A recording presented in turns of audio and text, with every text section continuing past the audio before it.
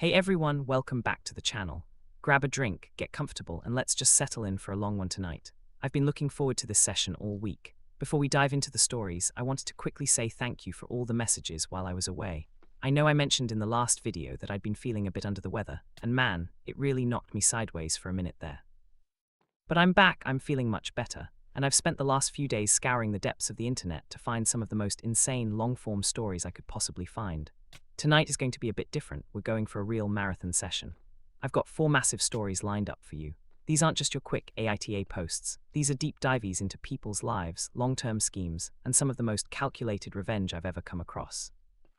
So if you're here to fall asleep, I hope my voice helps you drift off. If you're playing this while you're grinding in Minecraft or doing chores, I hope it keeps you entertained. By the way, drop a comment below. What's your current project in the game? Are you building something massive or just exploring? I'd love to hear about it. Anyway, let's get into our first story for the night. This one is a wild ride involving a family inheritance, a hidden property, and a sibling who thought they could play the long game. So this whole situation started about 3 years ago, but to really understand the gravity of it, I have to take you back to my childhood. I grew up in a family that on the outside looked perfectly normal, but underneath the surface, there was always this simmering tension between my older brother, Julian, and me. Julian was always the golden child. You know the type, charismatic, athletic, the one who could do no wrong in our parents' eyes. I was the quiet one, the one who stayed in my room coding or reading, the reliable but boring sibling. Our grandfather, Silas, was a man of mystery. He was incredibly wealthy, but he lived like a hermit in this sprawling, decaying estate about 4 hours north of the city. He made his money in some kind of niche manufacturing back in the 60s and 70s, and then he just withdrew. He didn't trust banks, he didn't trust the government, and honestly, half the time, he didn't trust his own children. When he passed away at the age of 94, the entire family descended on that house like vultures. It was actually kind of disgusting to watch. My aunts and uncles were literally labeling furniture with post-it notes before the body was even cold, but the will was the real kicker. Silas was a man of tradition, and everyone expected him to leave everything to his oldest son, my father, who would then pass it to Julian. That's how the family hierarchy worked. But when the lawyer sat us all down in that dusty, wood-paneled library, he dropped a bombshell. The estate, the accounts, the business interests, all of it was to be split equally among his children, except for the northern property. Now, nobody even knew there was a northern property. It wasn't the estate we were sitting in. It was a separate parcel of land even further north, near the border. And according to the will, that property was left specifically to me and Julian, to be shared 50-50. The catch, the will stated that the property could not be sold for at least 5 years, and we had to maintain it together. Julian was furious. He wanted cash. He wanted to fund his latest entrepreneurial venture, which was basically a fancy way of saying he wanted to buy a sports car and pretend to be a venture capitalist. He looked at me in that library with this look of pure disdain and said, "I'm not sharing a shack in the woods with you for 5 years." I didn't say anything, I just took the deed. A few weeks later, after the funeral and the initial chaos had settled, Julian came to me with a proposal. He told me that he had looked up the northern property on Google Maps and it looked like a literal dump. Just a patch of forest with a small, dilapidated cabin. He offered me a deal. He would sign over his half of the property to me if I gave him my share of the liquid cash we'd inherited from the rest of the estate. It was about $150,000. My gut told me something was off. Julian never gives anything away for free. But I also knew he was desperate for quick cash. I told him I needed to go see the property first before I agreed to anything. He laughed and said, "Suit yourself, but you're wasting your time. It's dirt and dead trees." So that following weekend, I packed a bag, grabbed my dog, and started the 6-hour drive north. And let me tell you, as I watched the city skyline disappear in my rearview mirror, I had no idea that I was driving towards something that would change my life and destroy Julian forever. So I'm driving right, and the further north I go, the more the GPS starts acting up. I mean, we're talking about real middle-of-nowhere territory. The pine trees are getting thicker, the roads are turning into gravel, and I haven't seen a gas station in like 40 miles. My dog Buster is just staring out the window, and I can tell he's as confused as I am. I kept thinking about Julian's face when he offered me that trade. $150,000 for a patch of dirt. To a lot of people, that's a life-changing amount of money. Julian wanted it for a deposit on some high-end condo in the city, and a car that he definitely couldn't afford the insurance on. And here I was, potentially throwing away my entire liquid inheritance for a northern property that didn't even have a proper street address. I finally reached the coordinate point the lawyer gave me. There was this rusted iron gate hidden behind a wall of overgrown blackberry bushes. I had to get out of the car and physically hack some of the vines away just to see the lock. It was one of those old-school heavy brass padlocks, the kind that looks like it belongs on a pirate chest. I used the key Silas had left in a small velvet bag, and to my surprise, it turned perfectly. No rust on the inside. That was the first red flag. If this place was abandoned, that lock should have been seized up solid. I drove through the gate and followed this winding, narrow path for about 2 miles. It wasn't a road, it was barely a trail. Branches were scraping the sides of my truck, and I was starting to regret not bringing a chainsaw. Then the trees suddenly cleared, and I saw it. Julian was right about one thing. It was a shack. It was this tiny, one-room cabin made of dark, weathered logs. It looked like it was leaning to one side, and the porch was half rotted away. I stood there looking at this pathetic little building, and I felt this sinking feeling in my chest. I thought, wow, Silas really did lose his mind at the end. He left us a pile of firewood. But then I noticed something weird. Silas was a man of extreme precision. I remembered him used to sit in his study and align his pens with a ruler. Why would a man like that leave a rotted shack as a legacy? I walked around the cabin, Buster sniffing at everything, and I saw a power line. A single heavy-duty insulated cable running from a transformer on a pole deep in the woods, going straight into the ground next to the cabin. Not into the cabin, into the ground. I went inside the shack. It smelled like dust and old paper. There was a rusted stove, a single wooden chair, and a table. That was it, but the floor was made of heavy oak planks, and when I stepped near the back corner, the sound changed. It wasn't hollow, it sounded solid like stone. I pushed the table aside, which was surprisingly heavy, by the way, and found a recessed iron ring bolted into the floor. I had to use all my strength to pull it. It was a trapdoor, but it didn't lead to a crawl space. It revealed a concrete staircase, clean and dry, descending into the dark. I grabbed a high-powered flashlight from my truck and started walking down. Buster wouldn't follow me. He just stood at the top of the stairs, whining. That should have been my second warning. At the bottom of the stairs there was a steel door. Not a normal door, a vault door, like something you'd see in a bank or a bunker. It had a digital keypad and a mechanical dial. Next to the keypad there was a small laminated note taped to the wall. It was Silas's handwriting. It said, the date she left. I stood there for a long time trying to remember family history. Silas's wife, my grandmother, had passed away decades ago, but she hadn't left him. She died in the house. Then it clicked. Silas's sister, the one the family never talked about. She had moved to Europe in 1962 and cut off all contact. I tried the date, 061262. The electronic lock beeped, a green light flashed, and I heard the heavy clunk of hydraulic bolts retracting. I pulled the handle and the door swung open with zero effort. It was perfectly balanced. I stepped inside and the lights flickered on automatically, motion sensors. I wasn't in a cellar. I was in a state-of-the-art underground facility. It was about 2,000 square feet, climate-controlled and filled with rows and rows of server racks. The hum of the cooling system was a low, constant thrumming that I could feel in my teeth. This was a private data center. In the middle of the room, there was a desk with 3 monitors and a single black leather chair. On the desk sat a gold-plated physical Bitcoin coin and a stack of ledgers. I sat down at the computer. It was already running. There was a simple terminal screen open with a message, for the one who bothered to look. I started digging through the files. I'm a coder, like I said, so it didn't take me long to bypass the basic security Silas had set up. He had been mining Bitcoin since 2009. He had dedicated nodes, his own private pool, and he'd been accumulating for over a decade. I opened the primary wallet file. My breath caught. I actually stopped breathing for a second. The wallet contained 4,000 Bitcoin. At the time, Bitcoin was hovering around $30,000. Do the math, that's $120 million. I sat there in the silence of that bunker, surrounded by the hum of the servers, and realized that the shack Julian wanted to trade away was the entrance to a fortune that eclipsed the rest of the family estate 10 times over. And the best part, Julian had already drafted the paperwork to sign over his half. He was so convinced I was the loser getting the dirt that he hadn't even bothered to ask for a formal appraisal. But I knew I had to be careful. If I just accepted the trade and Julian found out later, he'd sue me for everything. He'd claim I defrauded him. I had to make sure the paper trail was airtight. I had to make Julian beg me to take the property. I had to make him think he was the one winning the deal. So I walked back up the stairs, closed the trapdoor, and drove back to the city with a plan forming in my head. A very, very cold plan. I got back to the city around 2 a.m. and I couldn't sleep. My mind was just racing, doing the math over and over again. 4,000 Bitcoin. Even with the market fluctuations, that's generational wealth. It's buy an island and disappear money. And it was sitting in a bunker protected by a date Julian didn't even care to remember. It was honestly poetic. Silas knew exactly what he was doing. He knew Julian would look at the surface and see a pile of rotting wood, and he knew I'd be the one to find the iron ring. Next morning, I called Julian. I made sure to sound exhausted, which wasn't hard because I was, and I kept my voice low like I was dejected. I told him I'd just gotten back from the property. And Julian's voice was full of that smug, I told you so energy. I could practically hear him grinning through the phone. How's the northern estate looking? Found any gold mines yet?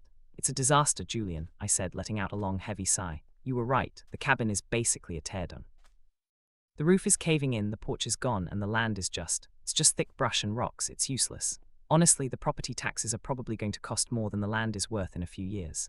I knew it, Julian laughed, a loud, grating sound.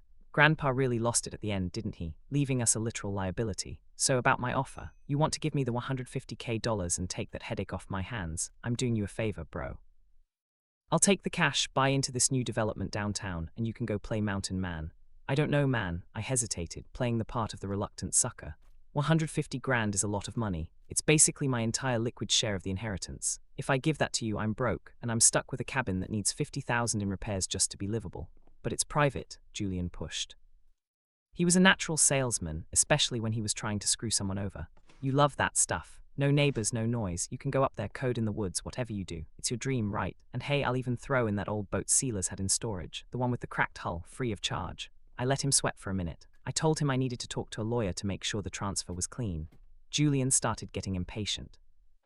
He had a deadline for the deposit on his luxury condo, and he was terrified I'd change my mind if I had too much time to think. He actually started calling me every 2 hours, lowering the price in his head, telling me he'd cover the closing costs just to get it done. We met at this high-end cigar bar Julian loved. He was wearing a suit that probably cost 3 grand, sitting there with a glass of expensive scotch, looking like he'd already won. I showed up in a hoodie and jeans, looking like I'd just crawled out of a hole. I brought a draft of the agreement. I'd had a lawyer friend of mine, someone Julian didn't know, write it up. It was a quitclaim deed and a settlement and release agreement. I made sure the language was incredibly specific. It stated that Julian was transferring his 50% interest in the northern property to me in exchange for $150,000. It also included a full disclosure and waiver clause. It said that Julian had been given the opportunity to inspect the property, that he was satisfied with its condition, and that he waived any future claims to any assets, tangible or intangible, found on or under the land. Julian glanced at it, scoffing. Intangible assets? What, you think there's ghosts up there? It's just standard legal jargon, Julian, I said, rubbing my eyes. Lawyer said it's to prevent us from suing each other 10 years from now if, I don't know, someone finds a rare species of owl on the land or something. It protects both of us. Whatever, Julian said, grabbing a pen. I just want the wire transfer. You have the account info, right? I do. But I want you to sign a statement saying you've appraised the value of the land yourself and you're satisfied that $150,000 is a fair market price for your half. Are you kidding? Julian chuckled. Bro, that land isn't worth $50,000 total. I'm the one robbing you. If you want me to sign a paper saying I'm happy to take your money, I'll sign it in blood if you want. He signed everything, every page. He was so arrogant, so convinced that I was the idiot that he didn't even notice my hand shaking as I handed him the check. He stood up, adjusted his tie, and patted me on the shoulder. Good luck with the shack, little brother, he said with a wink. Try not to get eaten by a bear. I'll send you a picture of the view from my penthouse. He walked out of that bar thinking he'd just pulled off the greatest heist of his life. He'd traded a 50% stake in a $120 million fortune for a down payment on a condo and a leased Porsche. I sat there for a long time after he left, finished my water, and felt this cold, calm clarity. The transfer was done. The property was 100% mine. The Bitcoin was mine. And the best part was, according to the documents Julian just signed, he could never claim he didn't know what he was doing. He'd legally certified that he thought the trade was fair. But I wasn't done. Oh no, I knew Julian. I knew that the second he blew through that $150K, which would take him about 6 months, knowing his spending habits, he'd be looking for more. And when he eventually found out I wasn't Mountain Manning, it in a rotted shack, but living a life he could only dream of, he was going to come back with a vengeance. I needed to secure the bunker. I needed to move the Bitcoin. And I needed to set a trap so deep that if Julian ever tried to claw his way back into my life, he'd only end up digging his own grave. I spent the drive back north thinking about the next phase. It involved a fake mining company, a geological survey, and a very public, very expensive failure that would make Julian think the property was even more worthless than he originally believed. Anyway, it's getting late, but we're just getting into the meat of this. Let's keep going so the paperwork is done. Julian's got his $150K. He's probably already signed the lease on that Porsche, and I'm officially the sole owner of a worthless shack in the middle of nowhere. But here's the thing, I couldn't just sit on that Bitcoin. $120 million sitting in a bunker that I didn't fully control yet. That's a heart attack waiting to happen. If the power went out, or if Sealers had some kind of dead man's switch I hadn't found yet that fortune could vanish, I drove back up north immediately. This time I didn't go in my old truck. I rented a nondescript white van, the kind electricians or plumbers use. I bought a bunch of high-end networking gear, a Starlink dish, and about 10 of the most expensive hardware wallets money can buy. I wasn't going to keep all that crypto in one place. I was going to split it up, move it to cold storage, and bury those keys in different locations across the country. When I got back to the cabin, the first thing I did was install the Starlink. I needed a secure, high-speed connection that wasn't tied to a local ISP. I spent 36 hours straight in that bunker. I didn't sleep. I just drank lukewarm coffee and watched progress bars. I set up a 2 multi-signature wallet. If you're not into crypto, basically it means you need 2 out of 3 private keys to move any money. I kept 1 key, put one in a safe deposit box under fake name, and the third, well, I had a special plan for the third one. While the Bitcoin was moving, which takes a while when you're being as paranoid as I was, I started the great distraction. I knew Julian. He's the kind of guy who stalks your social media to make sure he's doing better than you. I suddenly started buying mansions and flying private. He'd have a team of lawyers at my door within 48 hours claiming undue influence or hidden assets in the estate. I had to look like I was failing. I had to look like I was throwing that $150K down a bottomless pit. I contacted a local contractor in the nearest town, about 40 miles away. I told him I'd inherited the land and I was convinced there was a rare mineral deposit on it, specifically lithium.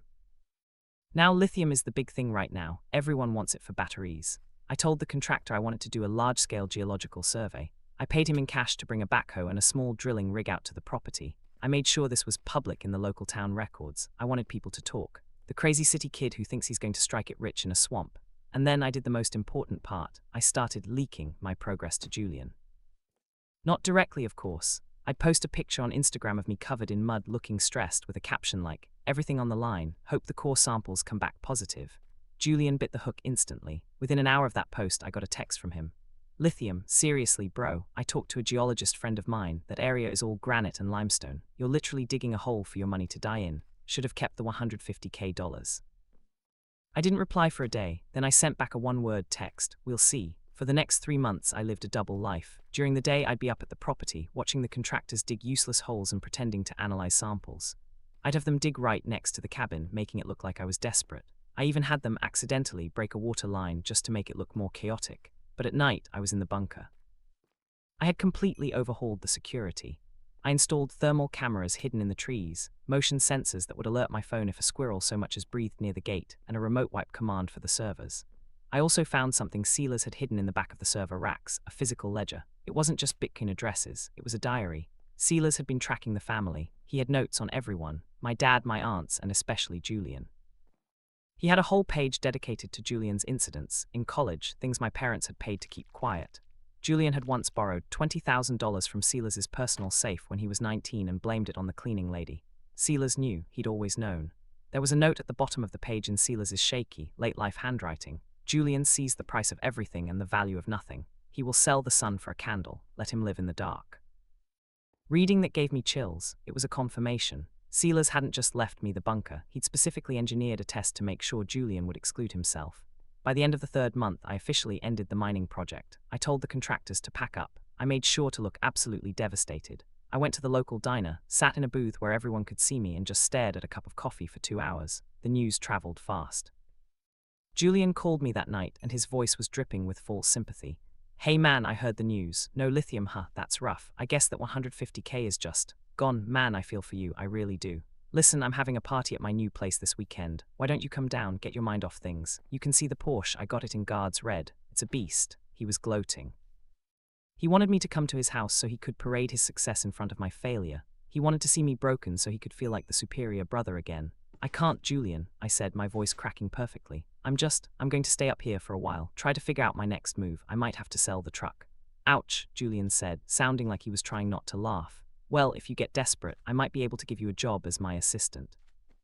Someone got to pick up my dry cleaning, right? Anyway, keep your chin up, mountain man." He hung up, and I finally let out the laugh I'd been holding in for months. He was so convinced I was broke. He was so convinced he'd won. But while Julian was picking out leather samples for his condo, I was finalizing the transfer of the last 500 Bitcoin into a private, anonymous fund. I was now effectively one of the wealthiest people in the state, and as far as the world was concerned, I was a failed prospector living in a rotted shack. But now came the dangerous part. I had the money, I had the security, but Julian was about to run out of cash. That $150K was going to burn a hole in his pocket faster than he realized, and when Julian got desperate, he got dangerous. I needed to move to the next phase. I needed to give Julian a reason to never, ever want to come back to this property again. I needed to turn the northern estate into a place of nightmares. All right, so where were we? Oh yeah, Julian's red Porsche. Man, that guy. Honestly, he's like a caricature of every rich kid who never actually worked for a cent in his life. But that's the thing about people like Julian, they don't understand the concept of burn rate. They think $150,000 is an infinite pool of money because they've never had to balance a real budget. They see a big number in their bank account and their brain just shorts out. They start spending like the money is going to replenish itself by magic. Sure enough, about 4 months after our trade, I started seeing the cracks. Julian's Instagram wasn't just photos of the Porsche anymore. It was photos of him at high-stakes poker games, photos of him at exclusive clubs where a bottle of vodka costs 2 months' rent, and tags of him with people who were clearly just there to bleed him dry. Julian was the man for exactly 120 days, and then the calls started. "Hey bro," he said one Tuesday afternoon. His voice didn't have that sharp, mocking edge anymore. It sounded thin. "Just checking in. How's the mountain man life treating you? Still eating squirrels?" "Ramen mostly," I said, leaning back in my ergonomic chair inside the climate-controlled bunker, surrounded by $120 million in digital gold. "The mining project really wiped me out, Julian. I'm actually thinking about selling the scrap metal from the old drill rig just to pay the property taxes." "Why, you calling to offer me that job as your assistant?" "Haha, very funny," he muttered, but there was no laughter in it. "Listen, I'm in a bit of a cash flow crunch, nothing major, just some timing issues with an investment. You wouldn't happen to have $5,000 lying around, would you? Just until my next dividend clears." $5,000, the guy who won the inheritance trade was begging the loser for $5,000. I almost felt sorry for him, almost. But then I remembered the way he'd laughed when he thought he'd left me with a rotted shack and a pile of debt. I remembered Silas's ledger and the $20,000 Julian had stolen and blamed on the maid. "Julian, I told you," I said, injecting a bit of desperate tremor into my voice. "I'm broke. I'm literally using a solar-powered battery just to keep my laptop running so I can look for remote freelance work. I don't have $5, let alone 5,000. Right, he snapped, sounding annoyed.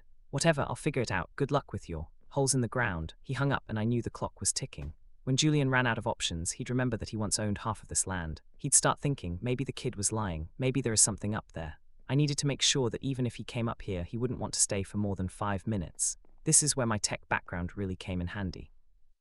I didn't just want security, I wanted psychological warfare. I spent about $20,000, peanuts to me now, on some very specific hardware. I bought industrial-grade infrasound generators. If you don't know what infrasound is, it's sound at a frequency so low that humans can't hear it, but our bodies can feel it. At a certain frequency, around 19 Hz, infrasound causes a physiological response. It creates feelings of intense dread, nausea, and even mild hallucinations. It's what people often describe as a haunting. I hid these generators in the rotted porch of the shack and in a few hollowed-out trees near the iron gate. I set them to trigger whenever the motion sensors picked up a vehicle that didn't match my truck's RFID tag. Then I added the visual layer. I installed high-intensity LEDs in the high branches of the pines, programmed to flicker just at the edge of someone's peripheral vision. To anyone walking through those woods at night, it would look like eyes or spirits moving through the trees. Finally, I used the bunker's high-end audio system to pipe localized, directional sound out into the woods. Using deepfake AI, I created audio loops of breaking branches, whispering voices, and the sound of someone heavy walking through the brush, but only when someone was looking in the opposite direction. It was a smart, haunted forest. I called it the Ghost Protocol. I didn't have to wait long to test it. About 2 weeks after Julian's loan request, my phone buzzed at 11:30 p.m. A vehicle had entered the gate. I pulled up the thermal feed on my monitor. It wasn't the Porsche. Julian had probably already lost that to the repo man. It was a beat-up silver Honda, Julian's low-profile move. I watched him get out of the car. He looked disheveled. He was carrying a flashlight and a crowbar. He walked up to the shack, his movements jerky and nervous. He looked like a man who was looking for a miracle. As soon as he stepped onto the porch, I activated the infrasound at 70% power. On the camera, I saw Julian stop. He rubbed his chest, looking confused. Then he shook his head and tried to pry the door open. I turned the infrasound up to 100%. I also triggered the peripheral LEDs. Julian jumped. He whirled around, shining his light into the dark woods. There was nothing there, but his brain was telling him he was being watched. I triggered a directional audio clip, the sound of a heavy branch snapping right behind his head. Julian literally screamed. He dropped the crowbar and scrambled off the porch. He was pale, gasping for air that was the infrasound causing his lungs to feel tight. He looked at the shack, then at the woods, then back at the shack. He looked terrified. He started babbling to himself, something about Grandpa's curse. I triggered one last sound, a deepfake of Silas's voice, filtered to sound like it was coming from everywhere and nowhere at once. Just a low, raspy whisper of Julian's name. That was it. Julian didn't even go back for the crowbar. He dived into his Honda, bottomed out the suspension as he peeled away, and blasted through the iron gate like his hair was on fire. I watched the thermal feed until his taillights disappeared into the distance. He never called me to ask about it. But a few days later, I saw a post on his private Facebook, which I was monitoring through a burner account. He wrote, "There are things in the North Woods that shouldn't be disturbed. Sealers was into some dark stuff. If my brother wants to stay up there, he's a braver man than me. I'm never going back. Perfect. The legend of the cursed bog was born. I was officially alone with my fortune. Julian was convinced the land was a haunted graveyard of bad memories and bad vibes.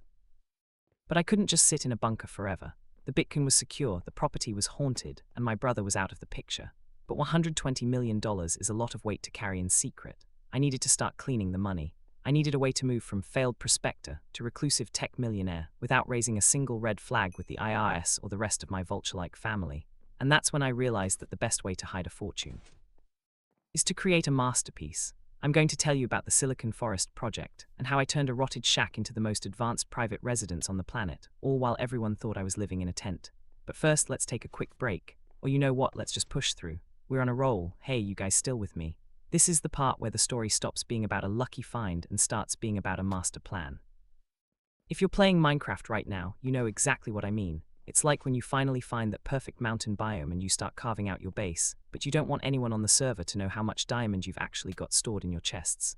You build a dirt hut on top, but underneath, it's all obsidian and redstone. That was my life. I had the Bitcoin, I had the haunted woods, but I couldn't just buy a private jet. The IRS is basically the final boss of real life, and they have way better stats than I do. I needed a clean narrative, so I started a company called North Star Innovations. On paper, it was a boutique cybersecurity and data management firm. I used my coding background to actually build some legitimate, high-end encryption tools. Then I started selling licenses of this software to anonymous international clients, which were really just me, using small, untraceable amounts of my Bitcoin. I'd convert the BTC to Monero, then to USD through various decentralized exchanges, and pay my company for services rendered. It was slow. I started with maybe $20,000 a month. I paid my taxes, I kept my books perfect, and I slowly scaled it up. Within a year, North Star Innovations was officially a multi-million-dollar success story. I became the guy who made it through hard work and a clever algorithm. It was the perfect cover, but the most fun I had was with the Silicon Forest. I didn't tear down the rotted shack. Oh no, I kept it as a historical facade. I spent about $2 million on a specialized architectural firm from out of state. I didn't want any locals seeing the plans. We reinforced the underground bunker, expanded it by another 4,000 square feet, and built a luxury residence under the cabin. I had a retractable glass ceiling installed under the rotted floorboards of the shack. If I wanted to see the stars, I'd press a button, the floor would split silently, and I'd have a view of the night sky from my subterranean master suite. I had a gym, a library, a high-end kitchen, and a server room that looked like something out of a sci-fi movie.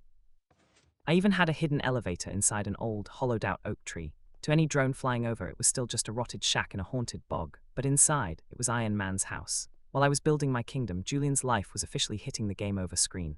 About 18 months after we traded the property, I got a call from my mother. She sounded like she'd aged 20 years. She was crying, and she kept apologizing for not checking in more. "It's Julian," she sobbed.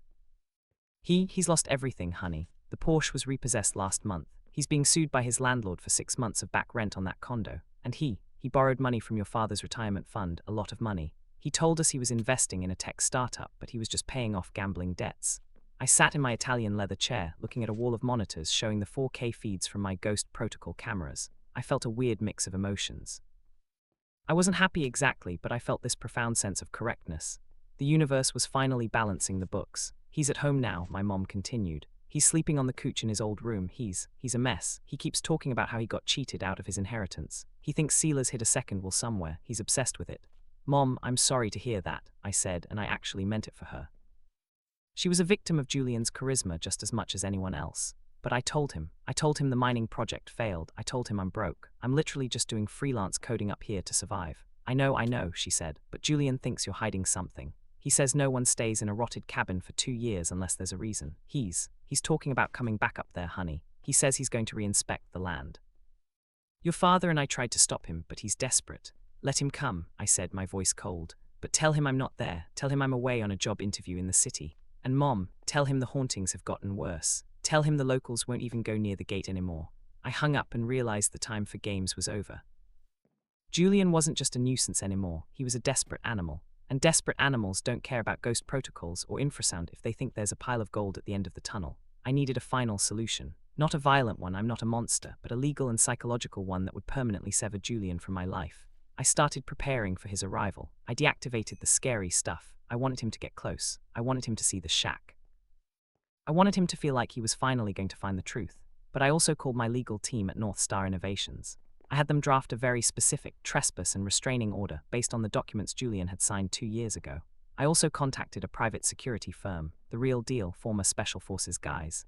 I told them I had a disturbed relative who was prone to delusions, and I needed him safely escorted from the property if he showed up. The stage was set. Julian was coming for his miracle, but all he was going to find was the cold, hard reality of the choices he'd made.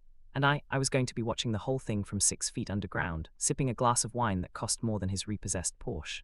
Anyway, let's keep going. This is the home stretch. Man, the tension in the air during those few days. It was like waiting for a storm to break. I spent most of my time in the command center of the bunker. I had 16 different camera angles on the monitors, covering every inch of the perimeter.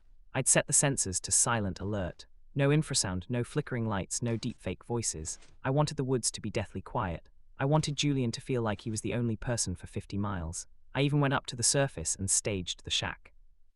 I left a half-eaten bowl of cold ramen on the table, some dusty old coding books, and a pile of overdue fake bills I'd printed out. I wanted him to see the mountain man life he expected. But I also left the iron ring on the floor slightly visible, just peeking out from under the corner of the heavy oak table. I knew Julian's greed would act like a compass. He wouldn't be looking at the bills, he'd be looking for the secret. He showed up on a Thursday morning around 10 a.m. He wasn't in a Porsche, and he wasn't even in the silver Honda. He was in a rented moving truck, a U-Haul.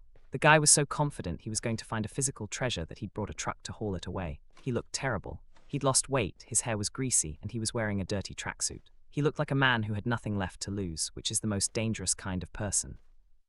I watched him on the monitors as he parked near the gate and walked the rest of the way. He was carrying a sledgehammer and a massive crowbar. He didn't even knock. He just kicked the door of the shack open. He spent about an hour tearing the place apart. He ripped the cushions off the old sofa, smashed the rusted stove, and threw my coding books across the room. He was screaming. I could hear him through the hidden mics. He was screaming at Sealers, screaming at me, calling us liars and thieves. Then he saw it. He kicked the table over, and there it was, the iron ring. I watched his face change. That frantic, desperate rage turned into this sickening, wide-eyed grin. He dropped the sledgehammer and grabbed the ring. He pulled with everything he had, and the trapdoor swung open. I knew it, he yelled, his voice echoing up from the concrete stairs. I knew you were holding out, you little rat. I'm taking it all, everything. He started running down the stairs. I waited until he reached the bottom, right in front of the massive vault door. He started pounding on the steel, trying to find a way to pry it open. That's when I decided it was time to end the show. I turned on the intercom. "Hello, Julian," I said. My voice was calm, amplified by the speakers in the stairwell. Julian jumped so high he nearly hit his head on the concrete ceiling. He spun around, looking for the source of the voice. "Where are you? Show yourself, you coward. I know you're in there." "Open this door." "I'm not in there, Julian," I lied, sitting comfortably just 20 feet away on the other side of that steel. "I told you I'm in the city for a job interview. You're trespassing on private property. Again, this isn't your property," he screamed, his face turning purple. "You cheated me. You knew Sealers had a bunker. You knew there was money here. This trade was fraud, and I'm taking you for every cent you have." "Julian, do you remember the paper you signed at the cigar bar?" I asked. "The full disclosure and waiver. The one where you certified that you inspected the property and were satisfied with the price. You legally waived any right to any assets, tangible or intangible, found on or under this land. You even signed a statement saying you thought I was the one getting the bad deal." "I don't care about the papers," Julian roared, swinging his crowbar at the vault door. It just made a dull clink and sent a vibration back into his arms that made him wince. "I'll tell the judge you drugged me. I'll tell them you manipulated me. You can tell them whatever you want," I said. "But right now, you're on high-definition video, breaking and entering with a deadly weapon. And Julian, look behind you." The motion-activated lights at the top of the stairs flickered on. 3 men in black tactical gear, wearing balaclavas and carrying non-lethal zip-tie restraints, stepped into the light. They didn't say a word. They just stood there looking like statues. Julian froze. The crowbar slipped from his hand and clattered onto the concrete. He looked at the guards, then back at the vault door, then at the camera lens hidden in the wall. The reality of the situation finally started to sink in. He wasn't a winner uncovering a secret. He was a petty criminal caught in a high-tech trap. "Please," he whispered, his voice finally breaking. "Please, bro, I'm family, I'm your brother, I have nothing, I'm going to be homeless, just give me $1 million, that's all. $1 million and I'll go away forever, you won't even know I exist."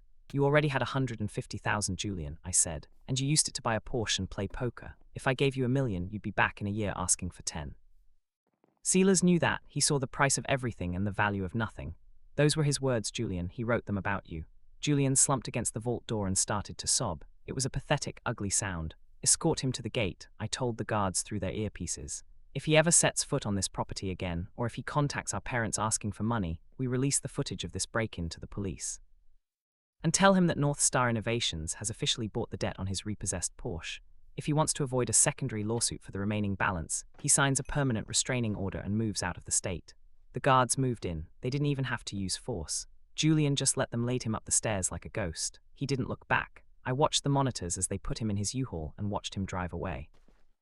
I stayed in the bunker for hours after that, just staring at the empty woods on the screens. I'd won. I had the money, I had the house, and I'd finally removed the poison from my life. But as I sat there, I realized that Silas had given me one last gift I hadn't expected. He hadn't just given me wealth, he'd given me the burden of protecting it. I was now a man living in a hole in the ground, surrounded by millions of dollars, unable to truly share my life with anyone because the shack was the only thing the world was allowed to see. I was the king of a silicon forest, but I was also its only prisoner. All right, everyone, we're almost at the end. One more part to go, the aftermath and where things stand today. Stick around because this last bit, it's the most important part of the whole story, so here we are. The dust has finally settled. If you've ever finished a massive build in Minecraft, I mean a real megabase, something that took you months of grinding, you know that feeling when you place the last block. You stand back, you look at it, and there's this weird mix of pride and emptiness. You've conquered the terrain, you've gathered the resources, and now you're just standing there in a world that you've completely bent to your will. That was me sitting in the silicon forest, watching Julian's U-Haul disappear on the thermal feed for the very last time. Julian didn't fight the restraining order. He didn't have the energy left. My legal team made it very clear. He could either sign the papers, move at least 2 states away, and have his Porsche debt forgiven, or he could go to prison for felony breaking and entering with a deadly weapon. It wasn't a choice, it was an execution. He chose Arizona. Last I heard, he's working as a floor manager for a big box retail store. He's not the man anymore. He's just a guy in a polo shirt, living in a 1-bedroom apartment, probably still telling anyone who will listen that he almost made it big in tech. He's still living in the past, but at least he's doing it 2,000 miles away from me. As for our parents, that was the hardest part. I couldn't tell them the whole truth. How do you tell your mom and dad that you're worth more than the rest of the family combined because you found a secret bunker they didn't know existed? I kept the narrative simple. I told them North Star Innovations, my cybersecurity firm, had been acquired by a private equity group for a significant sum. I used some of that money to pay off their house, set up a trust for their medical expenses, and bought them a luxury RV so they could travel the country. They're happy. They think I'm a tech genius who got lucky with an app. They don't ask about the haunted shack anymore. To them, it's just the place where I get my best work done. The Bitcoin, I didn't sell it all. I'm not that stupid. I moved about 30% of it into traditional assets, index funds, real estate, precious metals, through a series of shell companies that would make a Swiss banker dizzy. The rest is still in cold storage, spread across 3 different geographical locations. Every time the market spikes, I see my net worth jump by tens of millions of dollars. When it crashes, I don't even blink. Once you've reached a certain level of wealth, the numbers stop being money and start being points. I have more points than I'll ever be able to spend, but let me tell you about the Silicon Forest. It's finished now. The rotted shack on the surface is perfectly preserved. I even hired a guy to come out and artistically weather the new wood I used for repairs so it looks like it's been decaying since the 1920s. Underneath, though, it's a sanctuary. I have a library with 10,000 physical books, a cinema room that would put a Hollywood mogul to shame, and a hydroponic garden where I grow my own food. It's completely off-grid. I have my own satellite link, my own water filtration, and enough solar and geothermal power to keep the servers humming for the next century. I spend most of my time here. I still code, I still build things, but I do it for me now. Sometimes I'll sit on the rotted porch at night, with the infrasound off, of course, and just listen to the wind in the pines. I'll look at that iron ring on the floor and think about Silas. I found one last thing in the bunker a few months ago. It was tucked into the back of a drawer in Silas's old desk. It wasn't a coin or a password. It was a photograph. It was a picture of Silas and me when I was maybe 6 years old. Sitting on a bench, and he was showing me how to use a compass. On the back, he'd written, "Precision is the only defense against a messy world. Keep your needle pointed north, kid. You're the only one who can see the path." He knew, he always knew. He didn't leave the bunker to the family. He left it to the person he knew would actually understand what to do with it. He didn't just give me money, he gave me a mission to be the guardian of his secret. Is it lonely? Yeah, sometimes. I go into the city once or twice a month, stay in a high-end hotel, eat at 5-star restaurants, and remind myself what real life looks like. But then I see people like Julian, people obsessed with status, with likes, with the Porsche they can't afford and the lifestyle they can't maintain, and I can't wait to get back to my hole in the ground. I'm the ghost in the machine. I'm the man who lost it all on a mining project, and I've never been happier. So that's the story of the Northern Estate. It started with a rotted shack and a greedy brother, and it ended with a private empire hidden in a bog. Money doesn't change who you are, it just magnifies it. Julian was a predator, so wealth made him a monster. I was a builder, so wealth made me a creator. Bridge, anyway, that was a long one, wasn't it? I need to take a sip of water and catch my breath. I hope you guys enjoyed that deep dive. It's wild what people will do for a bit of coin, but it's even wilder what they'll do when they think they're the smartest person in the room. Let's take a second here. How are we doing? Are you guys still awake? Or are you halfway through building your own underground bunker in Minecraft? If you are, make sure you put a dirt hut on top. It's the best security there is. Alright, we've got 3 more stories to get through tonight. And believe it or not, the next one is just as crazy, but in a completely different way. This one isn't about family or bunkers. It's about a workplace revolution that started with a stolen lunch and ended with a multinational corporation losing a $20 million contract because of a single, very dedicated IT guy. We're calling this one the sandwich that broke the boardroom. Get ready. This one is a masterclass in petty revenge turned into a corporate disaster. Here we go. It all started with a turkey club sandwich. Not even a fancy one, just a standard 3-layer club from the deli across the street from the office.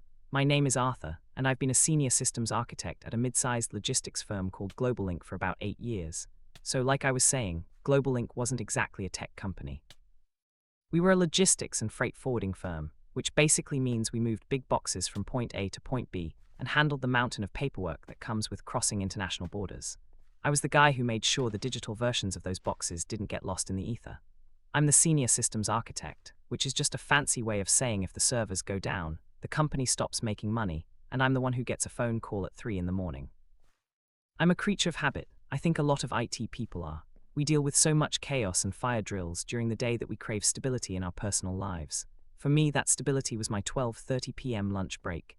Every day I'd walk across the street to Bernie's Deli, grab a turkey club on sourdough, no tomatoes, extra mayo, and a bag of salt and vinegar chips.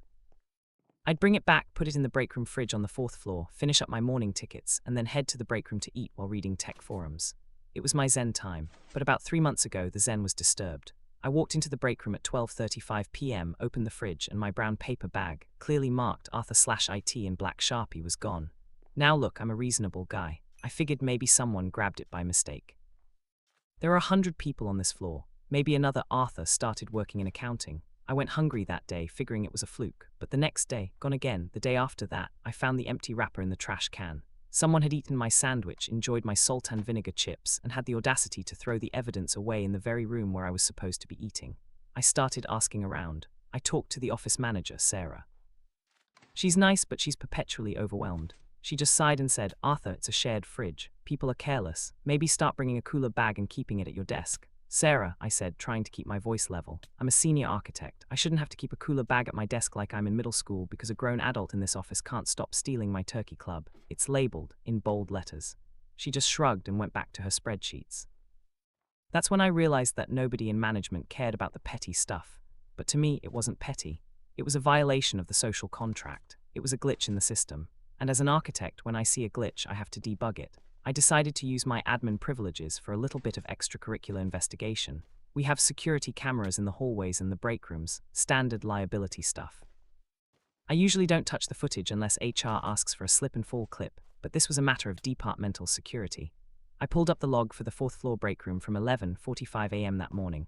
I scrolled through the footage, and at 12:05 p.m. I saw him. It was Brad. Brad is the VP of Sales and Business Development. If you've worked in corporate, you know a Brad. He's 45 but thinks he's 25. He wears suits that are slightly too tight, spends way too much time in the company gym, and talks in hustle culture slogans. He's the guy who calls everyone champ or big dog and thinks it is just the help that fixes his iPad when he forgets his password for the 10th time. On the camera, I watched Brad walk into the break room. He didn't even hesitate. He didn't look at the other lunches. He walked straight to the second shelf, grabbed my bag, looked at the name Arthur/IT, smirked. I kid you not, he actually smirked, and then walked out with it. He didn't even eat it in the break room. He took it back to his corner office like a trophy. I was fuming. This wasn't a mistake. This was an assertion of dominance. Brad knew exactly whose lunch that was. He just figured that as a high-value VP bringing in big contracts, he was entitled to whatever was in the fridge, and the IT nerd wouldn't do anything about it. I decided to be a professional. I didn't go to his office and yell. Instead, I sent him a very polite, very standard email. Subject, missing lunch/IT security. Hi Brad, I noticed on the security feed, which I was reviewing for a system audit, that you might have accidentally picked up my lunch bag from the fridge today. It was the one labeled Arthur/IT. I'm sure it was just a mix-up, but that sandwich is part of a specific meal plan I'm following for health reasons. Could you please double-check the labels in the future? Thanks, Arthur. I thought that would be the end of it. A subtle I see you to let him know I knew, but Brad didn't reply to the email. Instead, 10 minutes later, he walked into the IT department. He didn't come to my desk. He stood in the middle of the room so my whole team, 4 junior admins and a couple of interns, could hear him.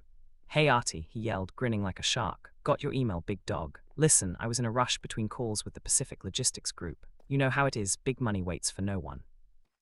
I saw the sandwich, it looked good, and I figured you wouldn't mind helping out the sales team. Consider it a tax for us keeping the lights on around here, eh? He laughed, a loud, obnoxious sound, and patted me on the back so hard I almost hit my keyboard. "Don't sweat the small stuff, champ. It's just a sandwich. I'll buy you a beer sometime. Or maybe I'll have my assistant bring you a bagel. Keep up the good work with the, routers and stuff." He turned around and walked out, leaving my entire team staring at me in dead silence. He had just humiliated me in my own kingdom. He basically told me that my property, my time, and my health didn't matter because he was the rainmaker, and I was just Artie the router guy. That was his second mistake. His first mistake was stealing the lunch. His second mistake was assuming that the guy who manages the entire company's digital infrastructure, including the email servers, the CRM, the VoIP phones, and the contract databases, would just not sweat the small stuff. Because here's the thing about Pacific Logistics. I knew that name. They were our biggest potential client in a decade. A $20 million 5-year shipping and logistics contract that was supposed to save the company from a rough fiscal year. Brad was the lead negotiator. The entire boardroom was banking on him closing that deal on Friday afternoon. I went back to my computer. I didn't delete his files. I didn't crash his laptop. That's amateur hour and it gets you fired. No, I decided to give Brad exactly what he asked for. I decided to help out the sales team by optimizing his digital workflow. I started by looking at his calendar. Friday, 2 p.m. The final boardroom presentation with the Pacific Logistics executives. "It's just a sandwich, Brad," I whispered to my monitor. "Don't sweat the small stuff." Anyway, I need to get into the details of how I dismantled his entire presentation without ever touching a single one of his PowerPoint slides. This is where the IT magic happens, so like I said, I'm an architect. I don't just fix things, I design systems. And if Brad wanted to play the dominance game in my house, the digital infrastructure of GlobalLink, then he was going to learn very quickly that the IT nerd has a lot more power than a guy who just knows how to use a loud voice and a firm handshake. I went back to my desk and pulled up the administrative console for our VoIP phone system. Brad loves his desk phone. He thinks it makes him look important to have a massive Cisco unit with 20 line buttons and a high-end speakerphone. He's the kind of guy who paces around his office while shouting at Big Fish clients on speaker, making sure everyone in the hallway can hear how much value he's adding. I didn't cut his line. That would be a ticket, and I'd have to fix it. Instead, I tweaked the gain output settings on his specific extension. I set a script to run that would slightly, just slightly, adjust the latency on his outgoing audio. It was only about 200 milliseconds, not enough for a casual listener to notice a delay, but just enough to create that weird echoing effect where you keep accidentally interrupting the person on the other end because you think they've stopped talking. It makes you sound hesitant, disorganized, and rude. I also adjusted the noise-canceling threshold on his speakerphone. I lowered it so that every time he turned on the speaker, it would pick up the hum of the air conditioner, the sound of the traffic outside, and even the white noise of the office. To the executives at Pacific Logistics, it would sound like Brad was calling them from a construction site or a wind tunnel. "Don't sweat the small stuff, Brad," I muttered, hitting apply settings. "It's just a bit of packet loss, champ."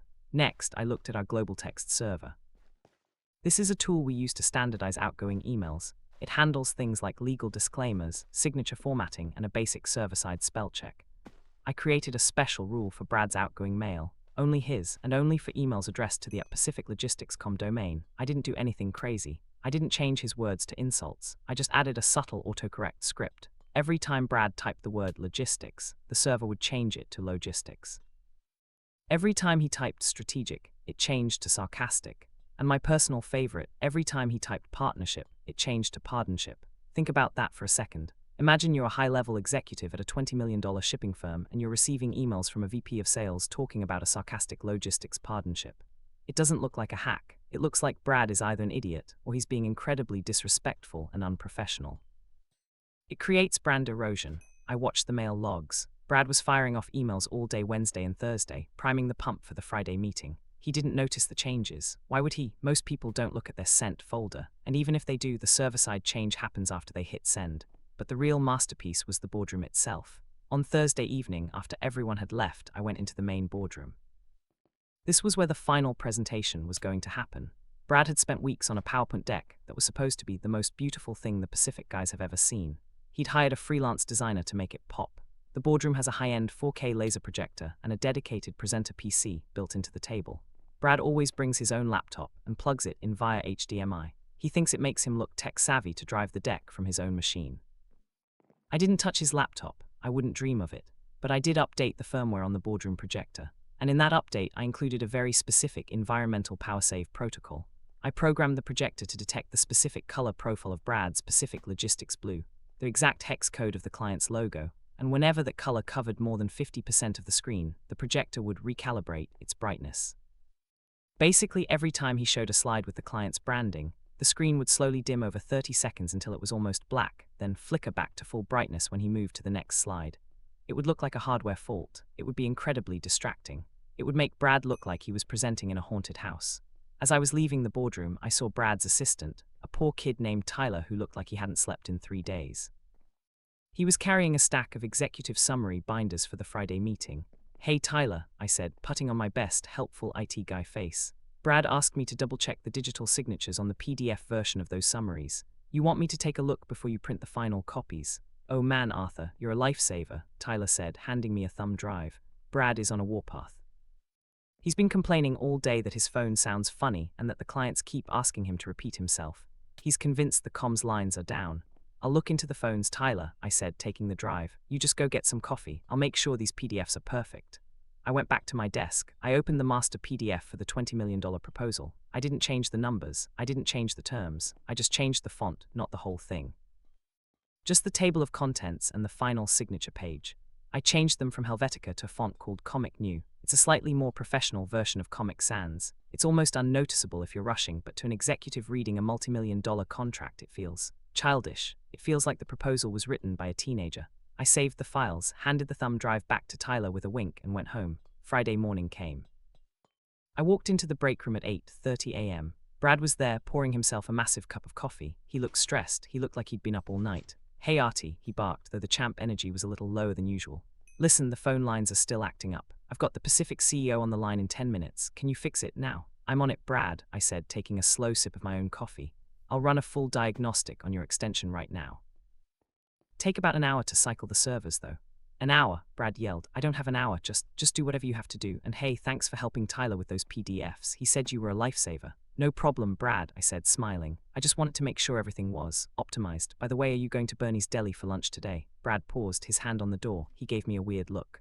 "No, I've got the lunch catered for the boardroom."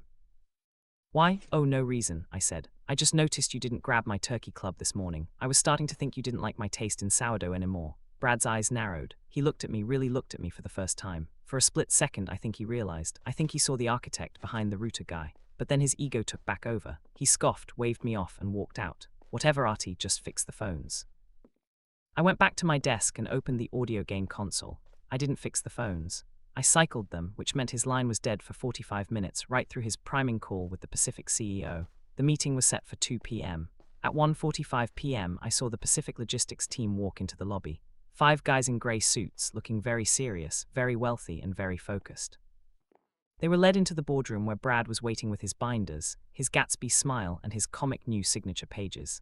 I sat at my desk, opened the remote monitoring tool for the boardroom projector, and waited. "Let's see how that sarcastic logistics partnership is going, Brad," I whispered. "Anyway, the next part is the explosion.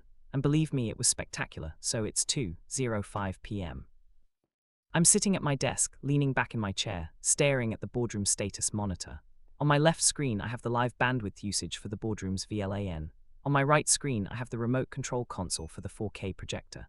In my hand, I have a fresh turkey club from Bernie's Deli, no tomatoes, extra mayo, that I'm eating very slowly. It was the most delicious sandwich I've ever tasted. Through the heavy oak doors of the boardroom, I could hear the muffled sound of Brad's voice. He was in performance mode. He was doing his opening monologue, talking about synergy, disruption, and how GlobalLink was the only firm with the vision to handle Pacific's volume. Then I heard the click of his remote. Slide 1. Slide 1 was the title card. It featured a massive, high-resolution photo of the Pacific Logistics headquarters with their signature oceanic blue logo splashed across the center. I watched the lumens output bar on my monitor. The projector firmware detected the blue hex code. It triggered the environmental power save protocol. Slowly, almost imperceptibly, the brightness began to drop. 100%, 90%, 80%. I could hear a pause in Brad's speech. Is it?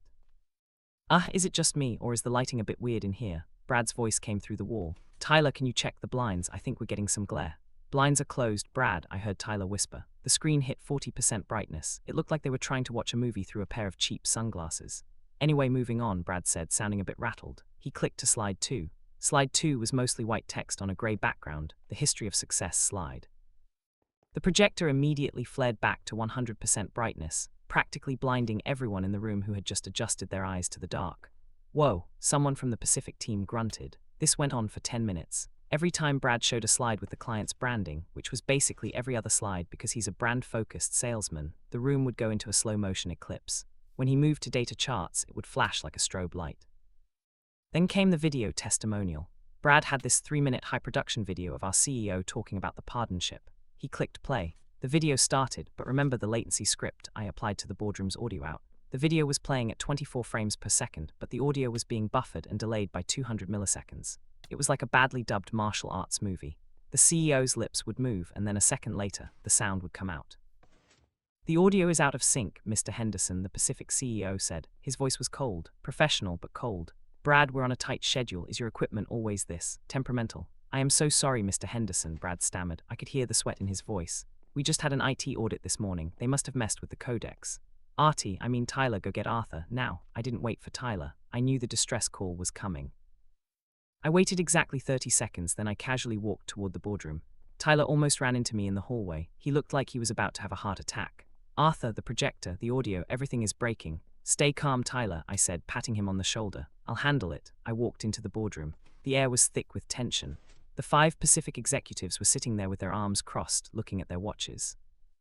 Brad was standing by the projector, frantically unplugging and replugging his HDMI cable, looking like a man who was trying to jumpstart a car with a wet noodle. Arthur, thank God, Brad yelled, pointing at the screen. Fix this, it's flickering, the audio is lagging. What is going on with the infrastructure today? I walked over to the presenter PC. I didn't look at the screen. I looked at the Pacific executives and gave them a small, polite nod. I apologize for the technical difficulties, gentlemen, I said. We've been experiencing some unexpected packet theft in the building today. It seems to be affecting the high-value streams. I tapped a few keys on the keyboard, doing absolutely nothing, just opening a command prompt window and typing ping google.com so it looked like I was coding. There, I said, hitting the enter key with a flourish. I've bypassed the local gain buffers. It should be stable now. I'd actually just set a timer to disable the scripts in 5 minutes. I wanted to give them a window of clarity so they could get to the most important part, the binders. Thanks, Artie, Brad huffed, straightening his tie. Finally, all right, gentlemen, let's look at the hard data. If you'll open the executive summary binders in front of you. This was the moment, the comic new moment. I stood in the corner of the room, acting like I was monitoring the hardware, but I was really watching Mr. Henderson. He opened the heavy, leather-bound binder. He flipped to the table of contents. He stopped. He squinted at the page. He tilted his head. Brad, Mr. Henderson said. He didn't sound annoyed anymore. He sounded confused. Is this a joke? A joke, sir? Brad asked, his Gatsby smile faltering. No, those are the Q3 projections.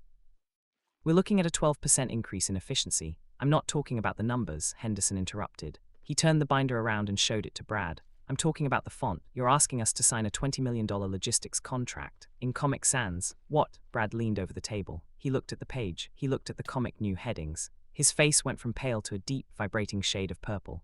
Tyler, what is this?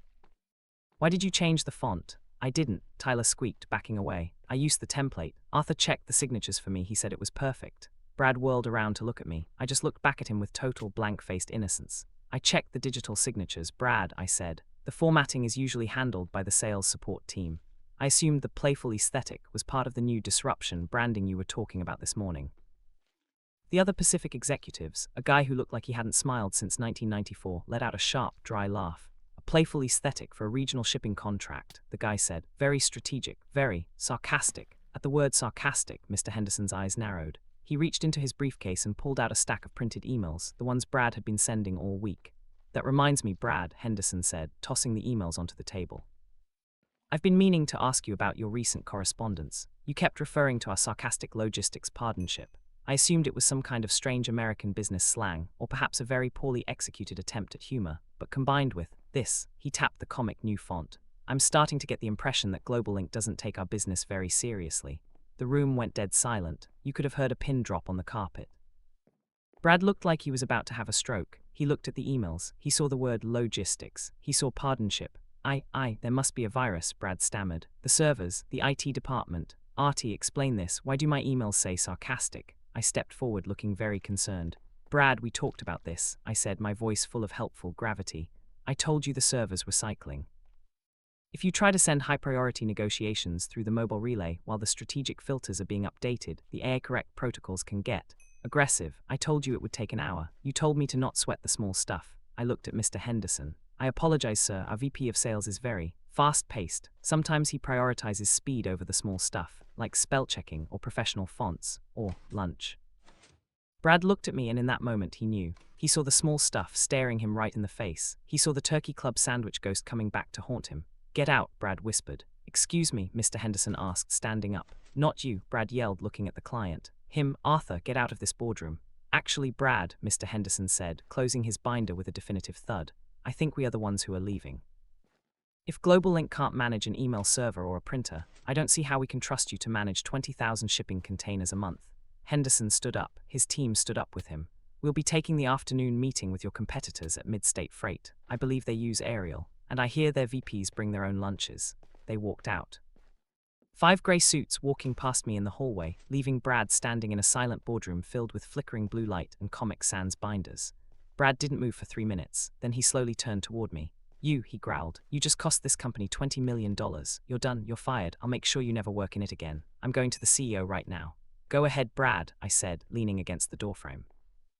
But before you go, you might want to check your own sent folder. And maybe check the security footage of the break room from Tuesday, because I'm pretty sure VP Steele's senior architect's medical meal is a much bigger HR violation than IT guy experiences server latency during meeting.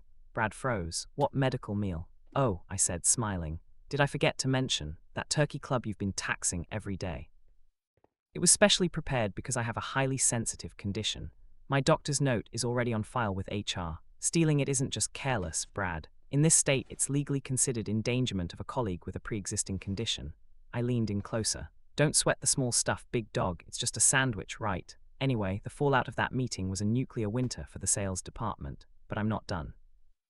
Because being fired was exactly what I wanted. I just needed one more thing to make sure the sarcastic partnership was truly complete. So Brad is standing there in the middle of the boardroom, surrounded by Comic Sans binders and flickering blue light, looking like he's about to spontaneously combust.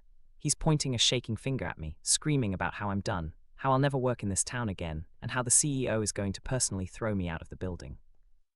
I didn't blink, I just checked my watch, 2:45 p.m. The CEO is already waiting for you, Brad, I said calmly. His assistant called my desk 3 minutes ago. Apparently Mr. Henderson called him from the elevator. He wasn't happy. Brad didn't even say another word. He just charged out of the room like a bull, heading straight for the executive elevators. I followed at a much slower pace.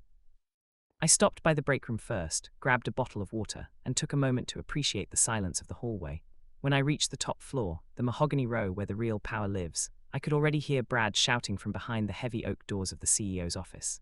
Mr. Sterling, our CEO, is a man who valued 2 things above all else: efficiency and the bottom line. Losing a $20 million contract because of a font issue was probably the most inefficient thing that had happened in his 30-year career.